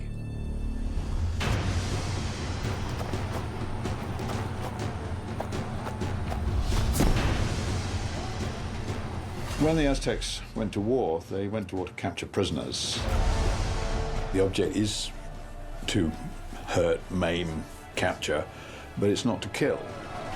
They didn't kill in battle. The idea was to capture a prisoner. Being able to bring those captives back with you was a sign of great achievement.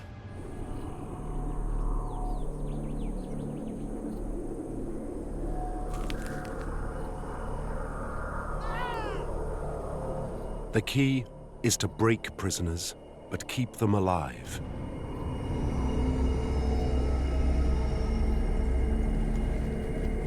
They are needed for a higher purpose. On the altar of the Great Pyramid towering over the Aztec capital, Tenochtitlan,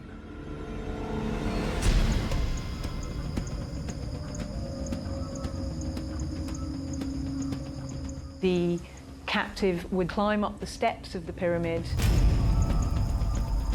He would be laid down across a sacrificial stone. His arms and legs held down by 4 priests so that he's stretched backwards and the chest is pulled outwards. And a 5th priest would come down with a large flint knife.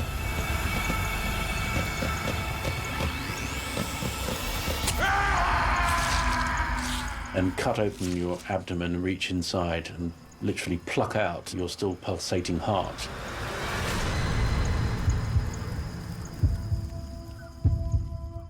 And the body would then be thrown down temple steps.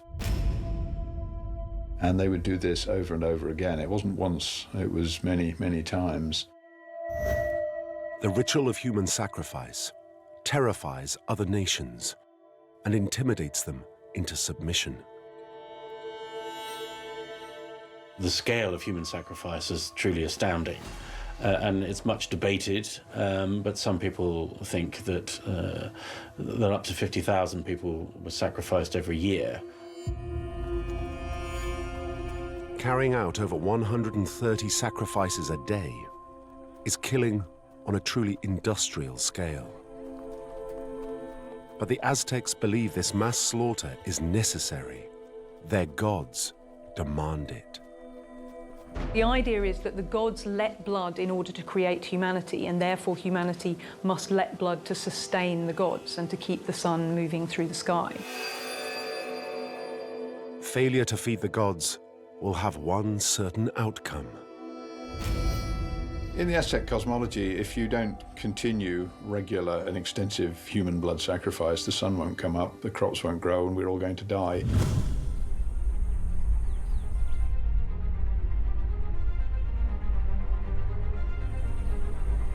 Whether for spiritual or political reasons, the Aztecs believe human sacrifice is an existential necessity. It is so crucial that the empire develops a dedicated corps of special forces, trained to deliver captives, and lots of them. These men are called the Soldiers of the Sun. They are the Eagle Warriors.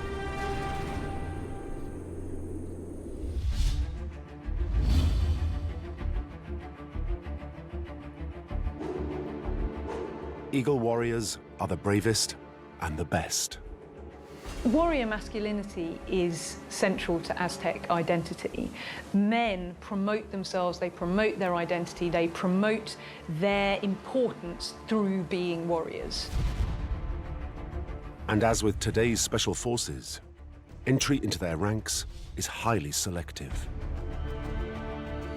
A social and a military structure develops that privileges people who take a lot of captives.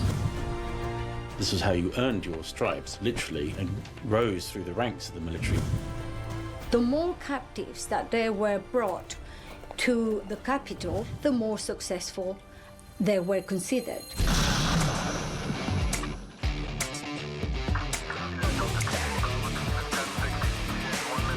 Today's modern armies all have their very own warrior elites. Units such as the Special Air Service, Navy SEALs, and Delta Force all train recruits not only to kill, but also to take the enemy alive.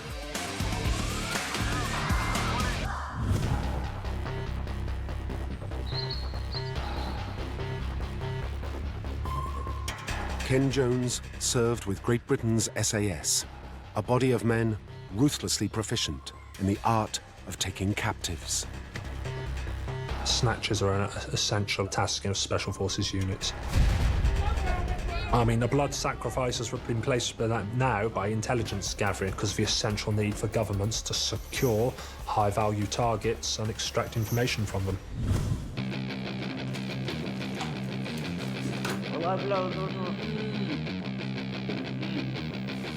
And as it was for the Eagle Warriors, today's snatchers need a high degree of skill and courage.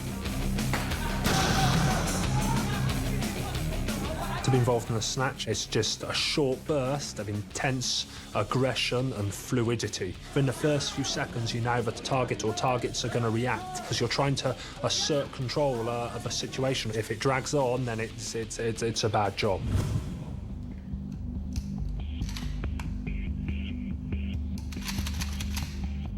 Eagle Warriors don't have the sophisticated weaponry available to today's special forces. But they are kitted out with a range of arms designed to not only kill,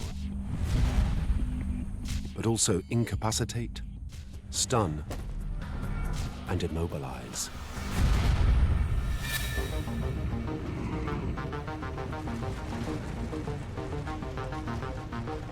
These weapons all have one thing in common. They are tipped with razor-sharp volcanic glass, found in abundance throughout the Valley of Mexico. It's called obsidian. Obsidian can be harder than steel and much stronger in compression, but it's very, very brittle. So obviously you can't make a long sword out of it. So the Aztecs use an ingenious solution.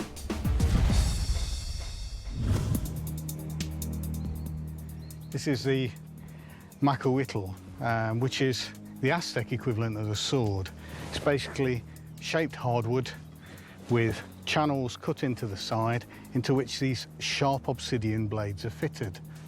This gives a razor-sharp cutting edge to a heavy club-like weapon. Struck on the skull, it would cut through flesh and muscle and sinew, smash the skull, destroy the brain. He'd be dead almost instantly.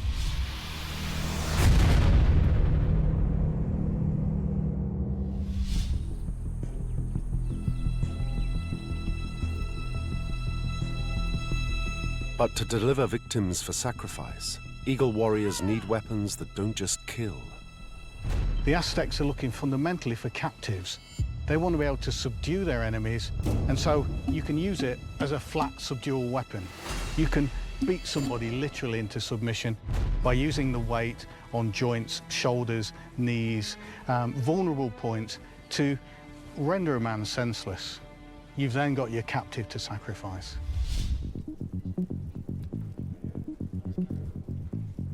The Aztecs also use obsidian to make a wide range of dart and arrowheads. They are lightweight, hard, and incredibly sharp. But these are worthless without a means of delivery. And in this case, the Aztecs used one of the simplest and most primitive forms of delivery, and that's this, the atlatl, or dart thrower. It's basically just a long piece of wood. In this case, it's been selected from a branch for its curve, so it fits the hand. And then a slot and notch is cut in to take the dart. It's very simple physics. All the atlatl does is extend the length of your arm, and that doubles the force I impart to the dart.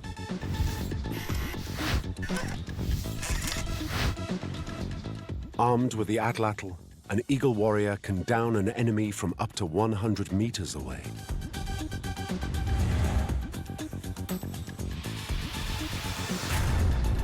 If they strike in the throat or the heart if you're unarmored, then they're going to kill.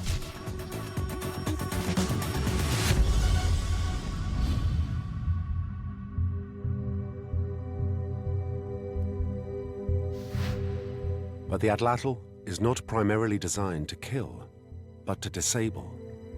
The biggest effect is going to be to incapacitate and as a nuisance. In arms and legs, they're going to render the limbs useless. You can't run away, you can't fight back. You're injured, but you're not dead.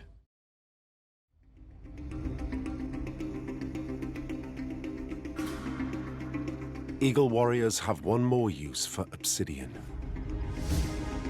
They fit it to the basic spear. The Aztecs were using obsidian blades, razor-sharp edges, and a sharp thrusting point, but fixing it to a shaft to give them extra reach to get round the defensive weapons of their opponents and strike at vulnerable points. You can make lots of rapid, accurate strikes. You can strike at the throat, down into the groin, maybe even into armpits. And all the time, well within this safe area, beyond the reach of the enemy's weapons. The obsidian-tipped spear is also the Eagle's snatch squad's ideal tool for controlling their prisoners. It's very useful for marshalling and herding captives. You can direct them to where you need them to be. And if you really need to, you can reverse the weapon and strike with the butt to subdue them and quell them.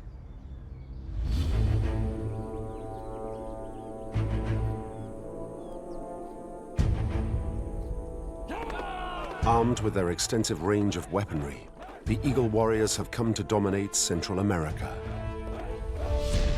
But soon, they will face a foe the like of which they can't even imagine.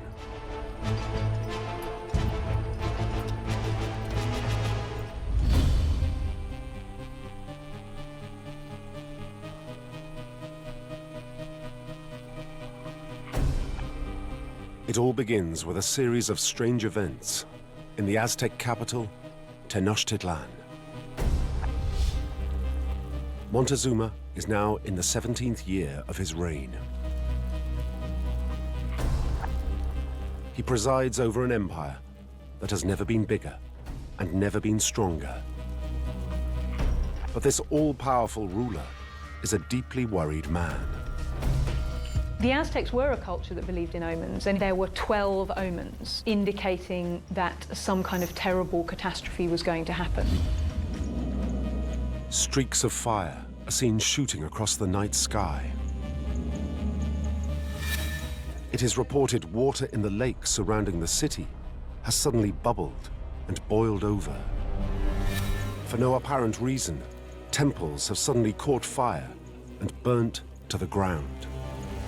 It's hard to imagine what they would have made of this, other than being pretty terrified.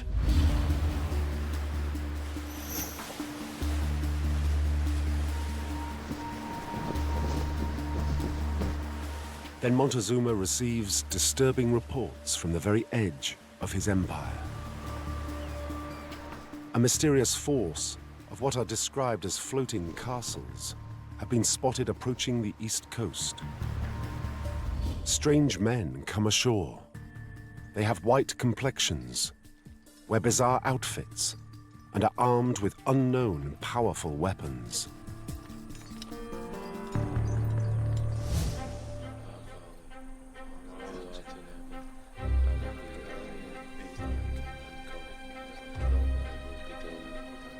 Hernan Cortés and his small band of conquistadors land on the mainland of America on Good Friday, 1519. They want to claim this land for their god and the King of Spain. They also plan to get very rich.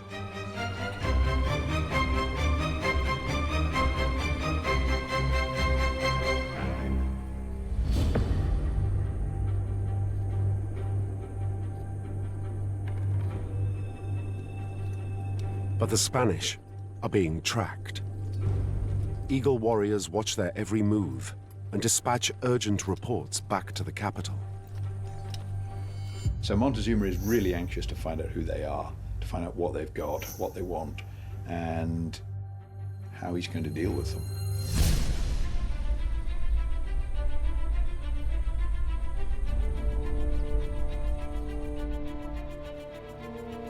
The emperor assembles his full war council to work out a plan of action. Montezuma would have been surrounded by his closest and most senior advisors. Many of the senior councils were comprised of senior military figures, so Eagle warriors would almost certainly have been part of those councils.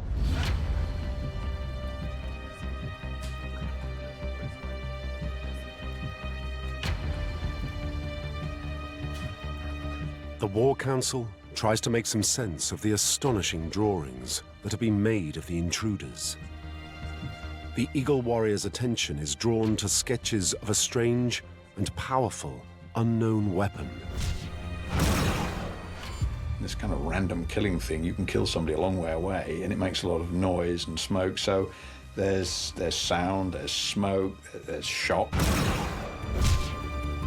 And it isn't just unknown weapons the Aztecs are faced with.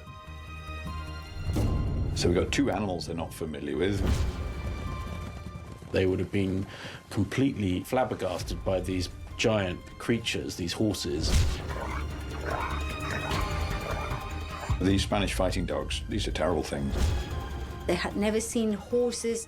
They had never seen dogs trained to kill. So there's a lot of shock.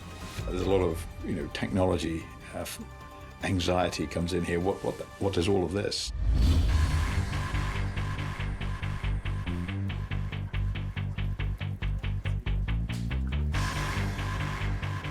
But Montezuma's younger brother, Cuitlahuac, isn't a man easily rattled.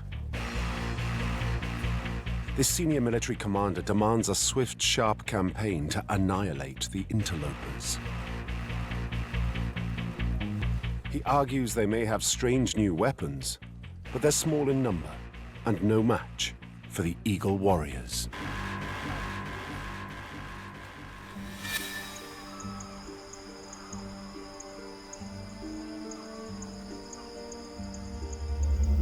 But the Aztec world is dominated by religion.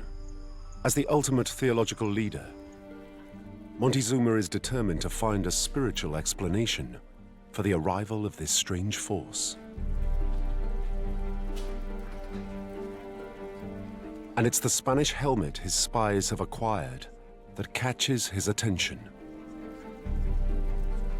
Some reports suggest he sees a resemblance to the headdress of the god Huitzilopochtli.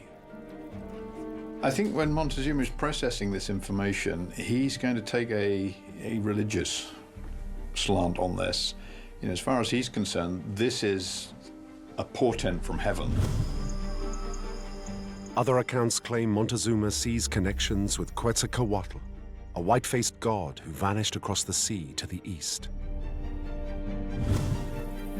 Prophecies state, if Quetzalcoatl returns in Aztec Year 1 read, he will strike at kings.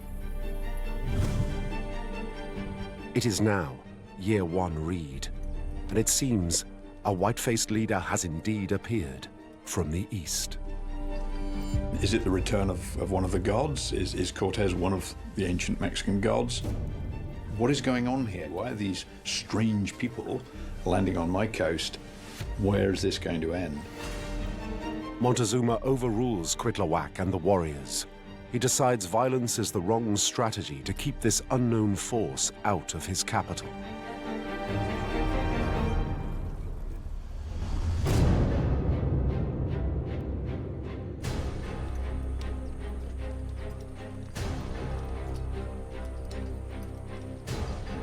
Ambassadors have suggested that there is one thing that these strangers value above all: gold. And so Montezuma makes the decision to buy them off. Cortés was presented with beautiful gold presents. It's the last thing Montezuma should have done. They thought, well, this is interesting. We're onto a good thing here. We want more of this. The Spanish just keep coming, heading straight for the Aztec capital. The more Montezuma promises them, the more they understand must be there. If he can give us all of this, what else has he got? That's how he ends up with Cortés on his doorstep.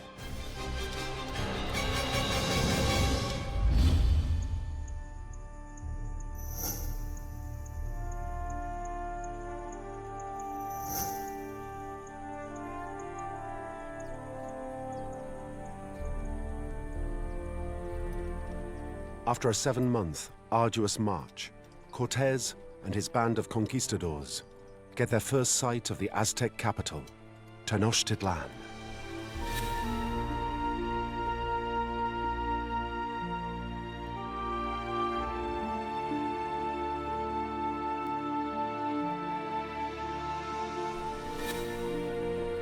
They have never seen anything like it. It's only when they get to Tenochtitlan they can see the sheer scale of what the Aztecs have. The conquistadors were absolutely impressed with the beauty of the city of Tenochtitlan. A city surrounded by buildings built on a lake with overlooking volcanoes, covered with snow. The awestruck Spaniards make their way across the causeway separating the capital from the mainland. It is almost certainly the largest city any of them have ever seen, perhaps 250,000 people. A city bigger and better than those of Seville and Granada.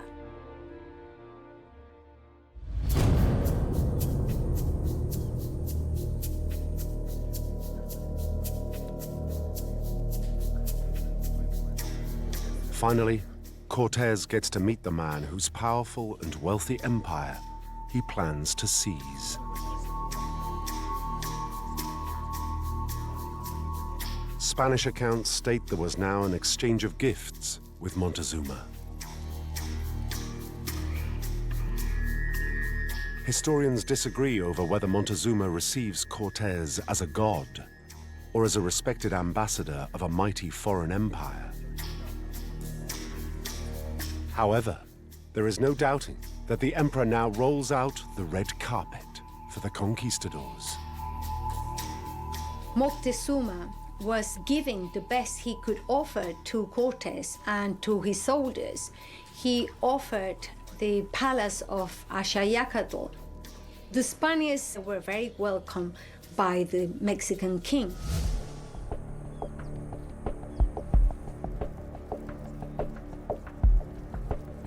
But whether by accident or design, Montezuma has placed the Spaniards in a location where they can be kept an eye on. They will be lodged close to the headquarters of the Eagle Warriors.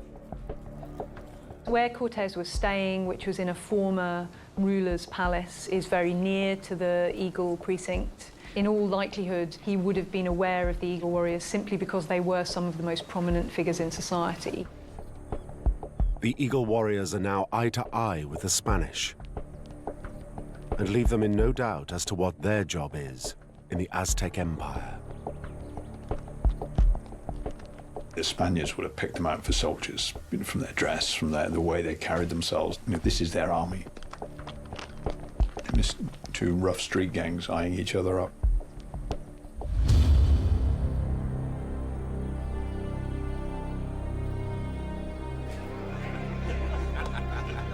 But the Eagle Warriors are mystified by the behavior of the Spanish soldiers in their midst.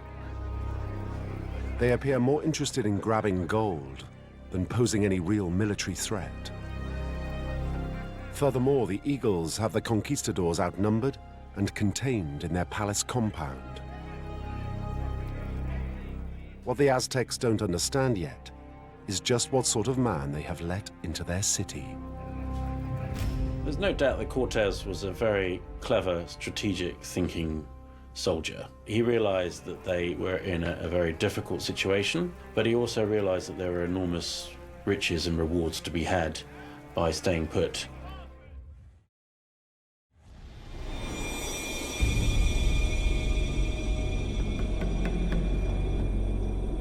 There is now a period of uneasy peace between the Eagle Warriors and the Spaniards. But it was never likely to last, and is shattered when Cortés receives an urgent dispatch from the coast. 7 of the conquistadors' comrades in arms have been attacked and killed, and they have died the Aztec way. The Spaniards were taken captive, bound, and forced up to the altar. Once there, their hearts were ripped out.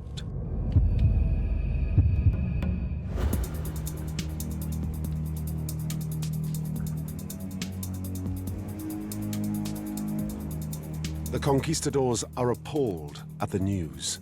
It's a timely reminder of their likely fate if the Eagle Warriors go on the offensive. But for now, the Spanish are hell-bent on revenge. You can kill, but you don't sacrifice. Killing, but not murder. What the Aztecs are doing is murder. It's the deliberate killing of helpless prisoners.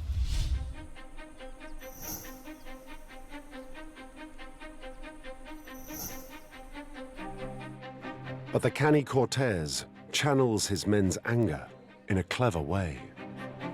He leads an armed deputation to the royal palace. He wants to seize himself a hostage, and not just any hostage. One of the masterstrokes that he had was to carry out the kidnapping of Moctezuma.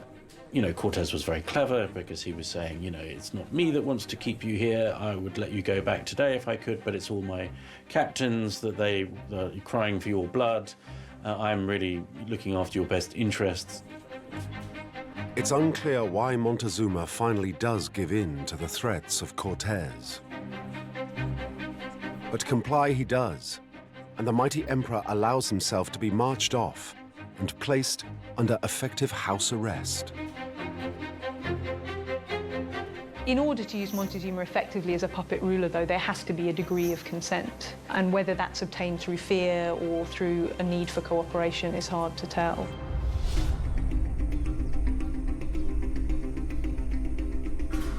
Whichever the case, the kidnapping of Montezuma opens up an unprecedented crisis for the intensely hierarchical Aztec Empire. Any likely response can only come from senior military commanders and leading Eagle warriors. It's possible, of course, that there was actually quite a lot of dissent amongst people like the warrior leaders. You can't imagine these great, brave, military figures standing round and allowing the Spanish to obviously dominate. No doubt there was debate behind the scenes as to how to deal with this. The obvious rallying point for the dissenting warriors is Montezuma's brother, Cuitlahuac, the man who has opposed the Spanish from day one. But in the Aztec Empire, there is no precedent for going against the wishes of an emperor. He was a commander of the army, he was the highest ranking individual in the state, he was a demigod, and so if he said he was happy to go along with it, which apparently he did, there wasn't very much anyone else could do.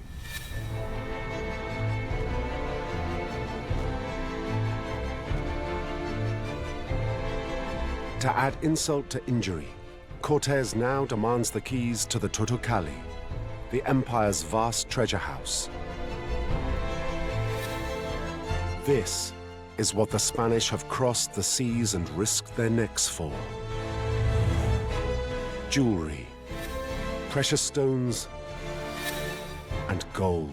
Huge amounts of gold.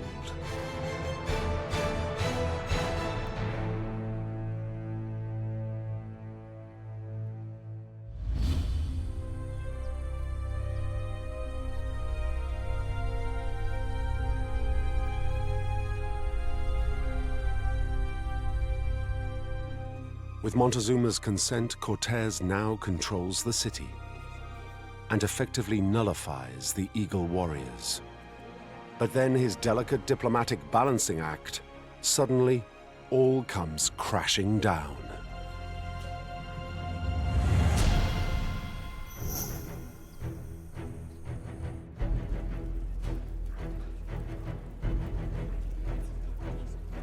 Cortés returns from a mission to the coast to find Tenochtitlan in open revolt.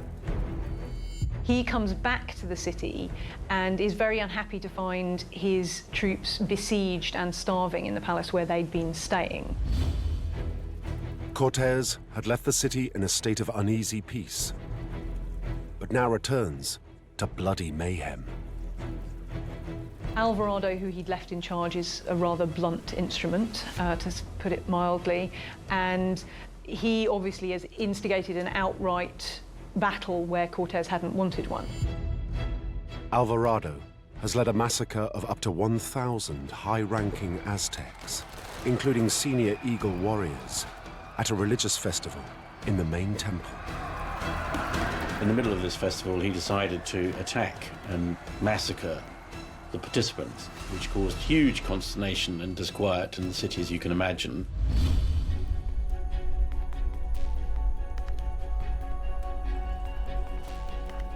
It's the final straw for the military commanders and embittered Eagle warriors.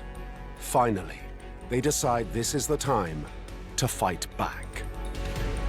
High-ranking individuals have decided that Moctezuma is a lost cause. His authority is being undercut, his role as a representative of the gods is being undercut. Well, they decided that they would just give up on him. They replace him even though he's still alive, and that's almost unheard of. For the Eagle warriors, there is only one contender for the top job, the hero of countless wars, Cuitlahuac.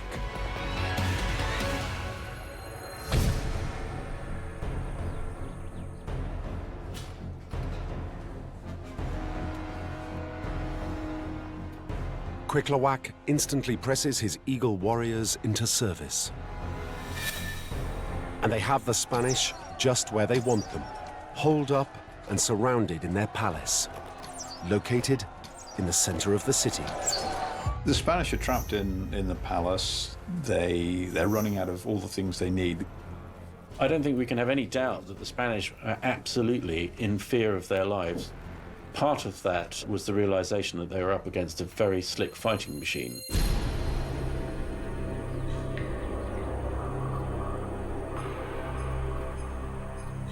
Hopelessly outnumbered, Cortés begs Montezuma to appeal to his subjects to let the Spanish leave the city. But the hapless emperor is jeered and pelted with rocks.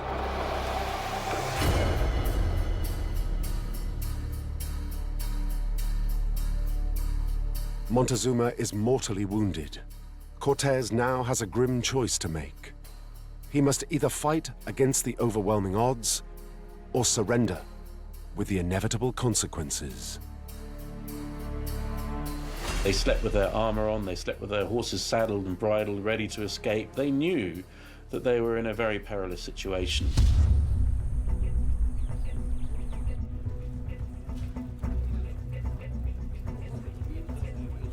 Cuitlahuac now summons his top warriors to a secret briefing. He reveals his strategy for annihilating the invaders. They will starve the conquistadors out into the open, where they will have to stand and fight. If they choose to make a run for it, the warriors will be ready. Part of their strategy is to make the exit from the city as complicated and as difficult as they can. The city is surrounded by a wide lake. The only way out is across one of the 5 causeways connecting Tenochtitlan with the mainland. The Spanish are besieged in their palace, just off the central temple precinct. The most direct way out of the city is to head west for the Tacuba Causeway and use it to retreat to the mainland.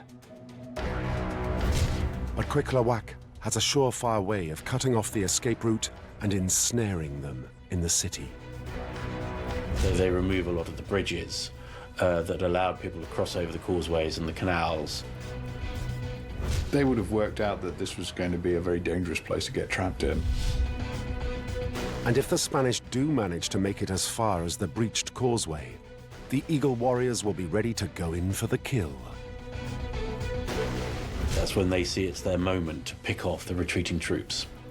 It's a lot easier to kill people if you're knocking them into the water. It's an obvious place for an ambush.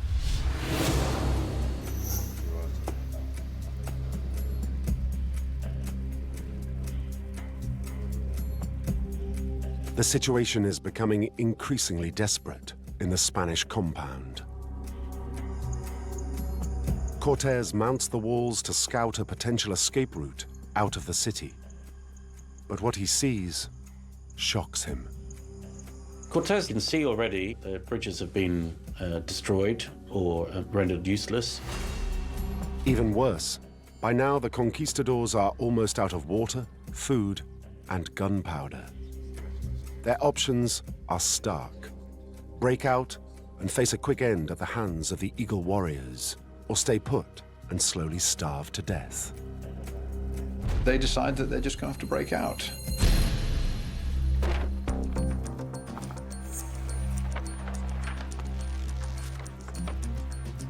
Cortés may be trapped, but this Spaniard is not going down without a fight. He orders his men to rip down the wooden beams from the roof of the palace. They lash the spars together. They hope this makeshift bridge will span the gaps in the causeway. The conquistadors are almost ready to break out, but first, they have one final all-important job. It tells us a lot about them that before they break out, they divide up the gold and every man has his share. And a lot of the soldiers loaded themselves up with this gold. I mean, why wouldn't they? It was too good an opportunity to miss.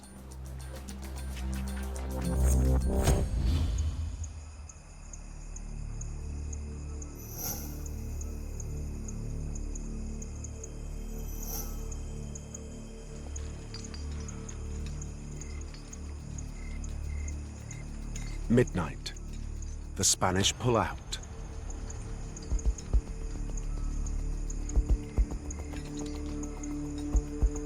Unimpeded, they make their way stealthily through the city and head due west towards the Tacuba Causeway. They start to escape at night. This is a city with very regular, very straight streets. It wouldn't be terribly difficult to find your way to the causeway from the central precinct. It all seems to be going well for the Spanish. They reach the lakeside, and then...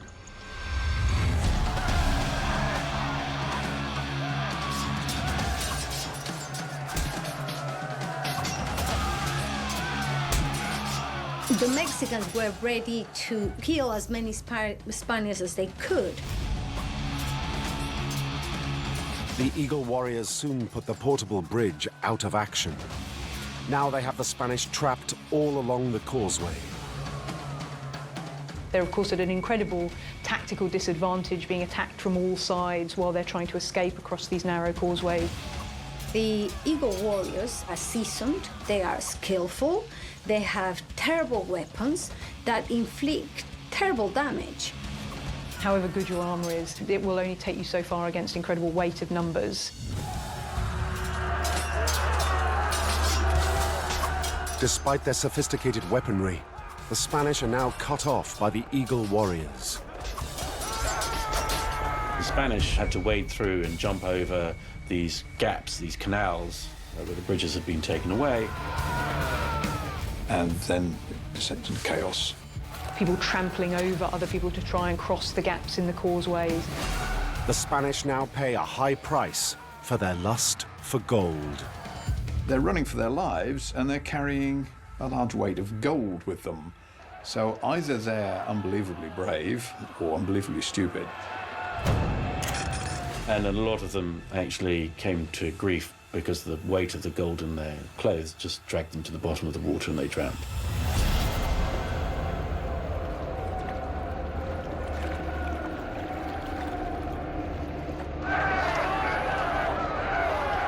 Cortés and a few of his men escape, but many stragglers are rounded up, bound and bundled away by the Eagle warriors. They know exactly what to do with their captives. Spaniards didn't surrender. They were stunned and captured and dragged away.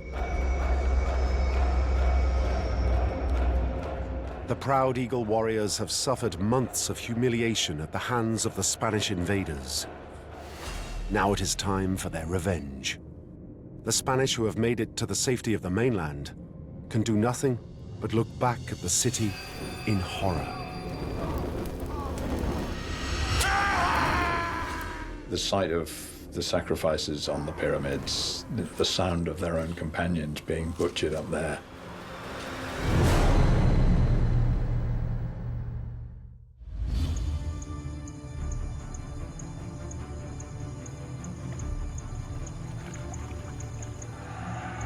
The Eagle warriors have wiped out most of the army of Cortés and retrieved the bulk of the looted treasure. Legend has it that as he looks back over the killing ground, Cortés weeps. The Spanish call it La Noche Triste, the night of tears. But for the Eagle warriors, this is their finest hour.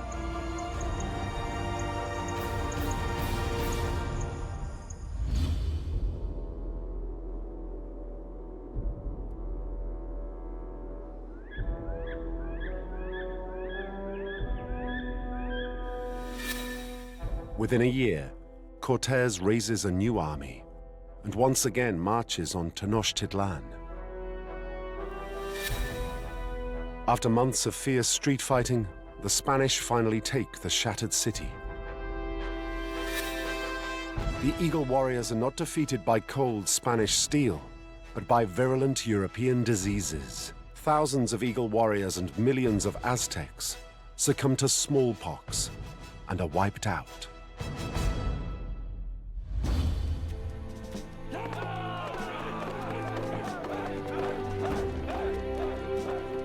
History often dismisses the Aztec warriors as hopelessly ineffectual when faced by the conquistadors. However, it is clear that on La Noche Triste, the Eagle warriors routed the Spanish, then the most powerful nation in Europe. During the period of the Spanish conquest, this is certainly their largest military victory. I don't think there's any doubt that the expulsion of the Spanish from the city following the events of the Noche Triste was a major victory for the Aztecs. The Noche Triste was I think, a tactical victory for the Aztecs. They defeated the Spaniards, but the Spaniards got away. If they'd killed them all, it might have been different.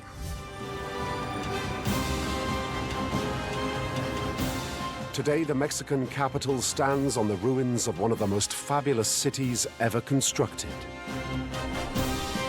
and on the bones of one of the most powerful fighting forces ever raised, the Aztec Eagle warriors.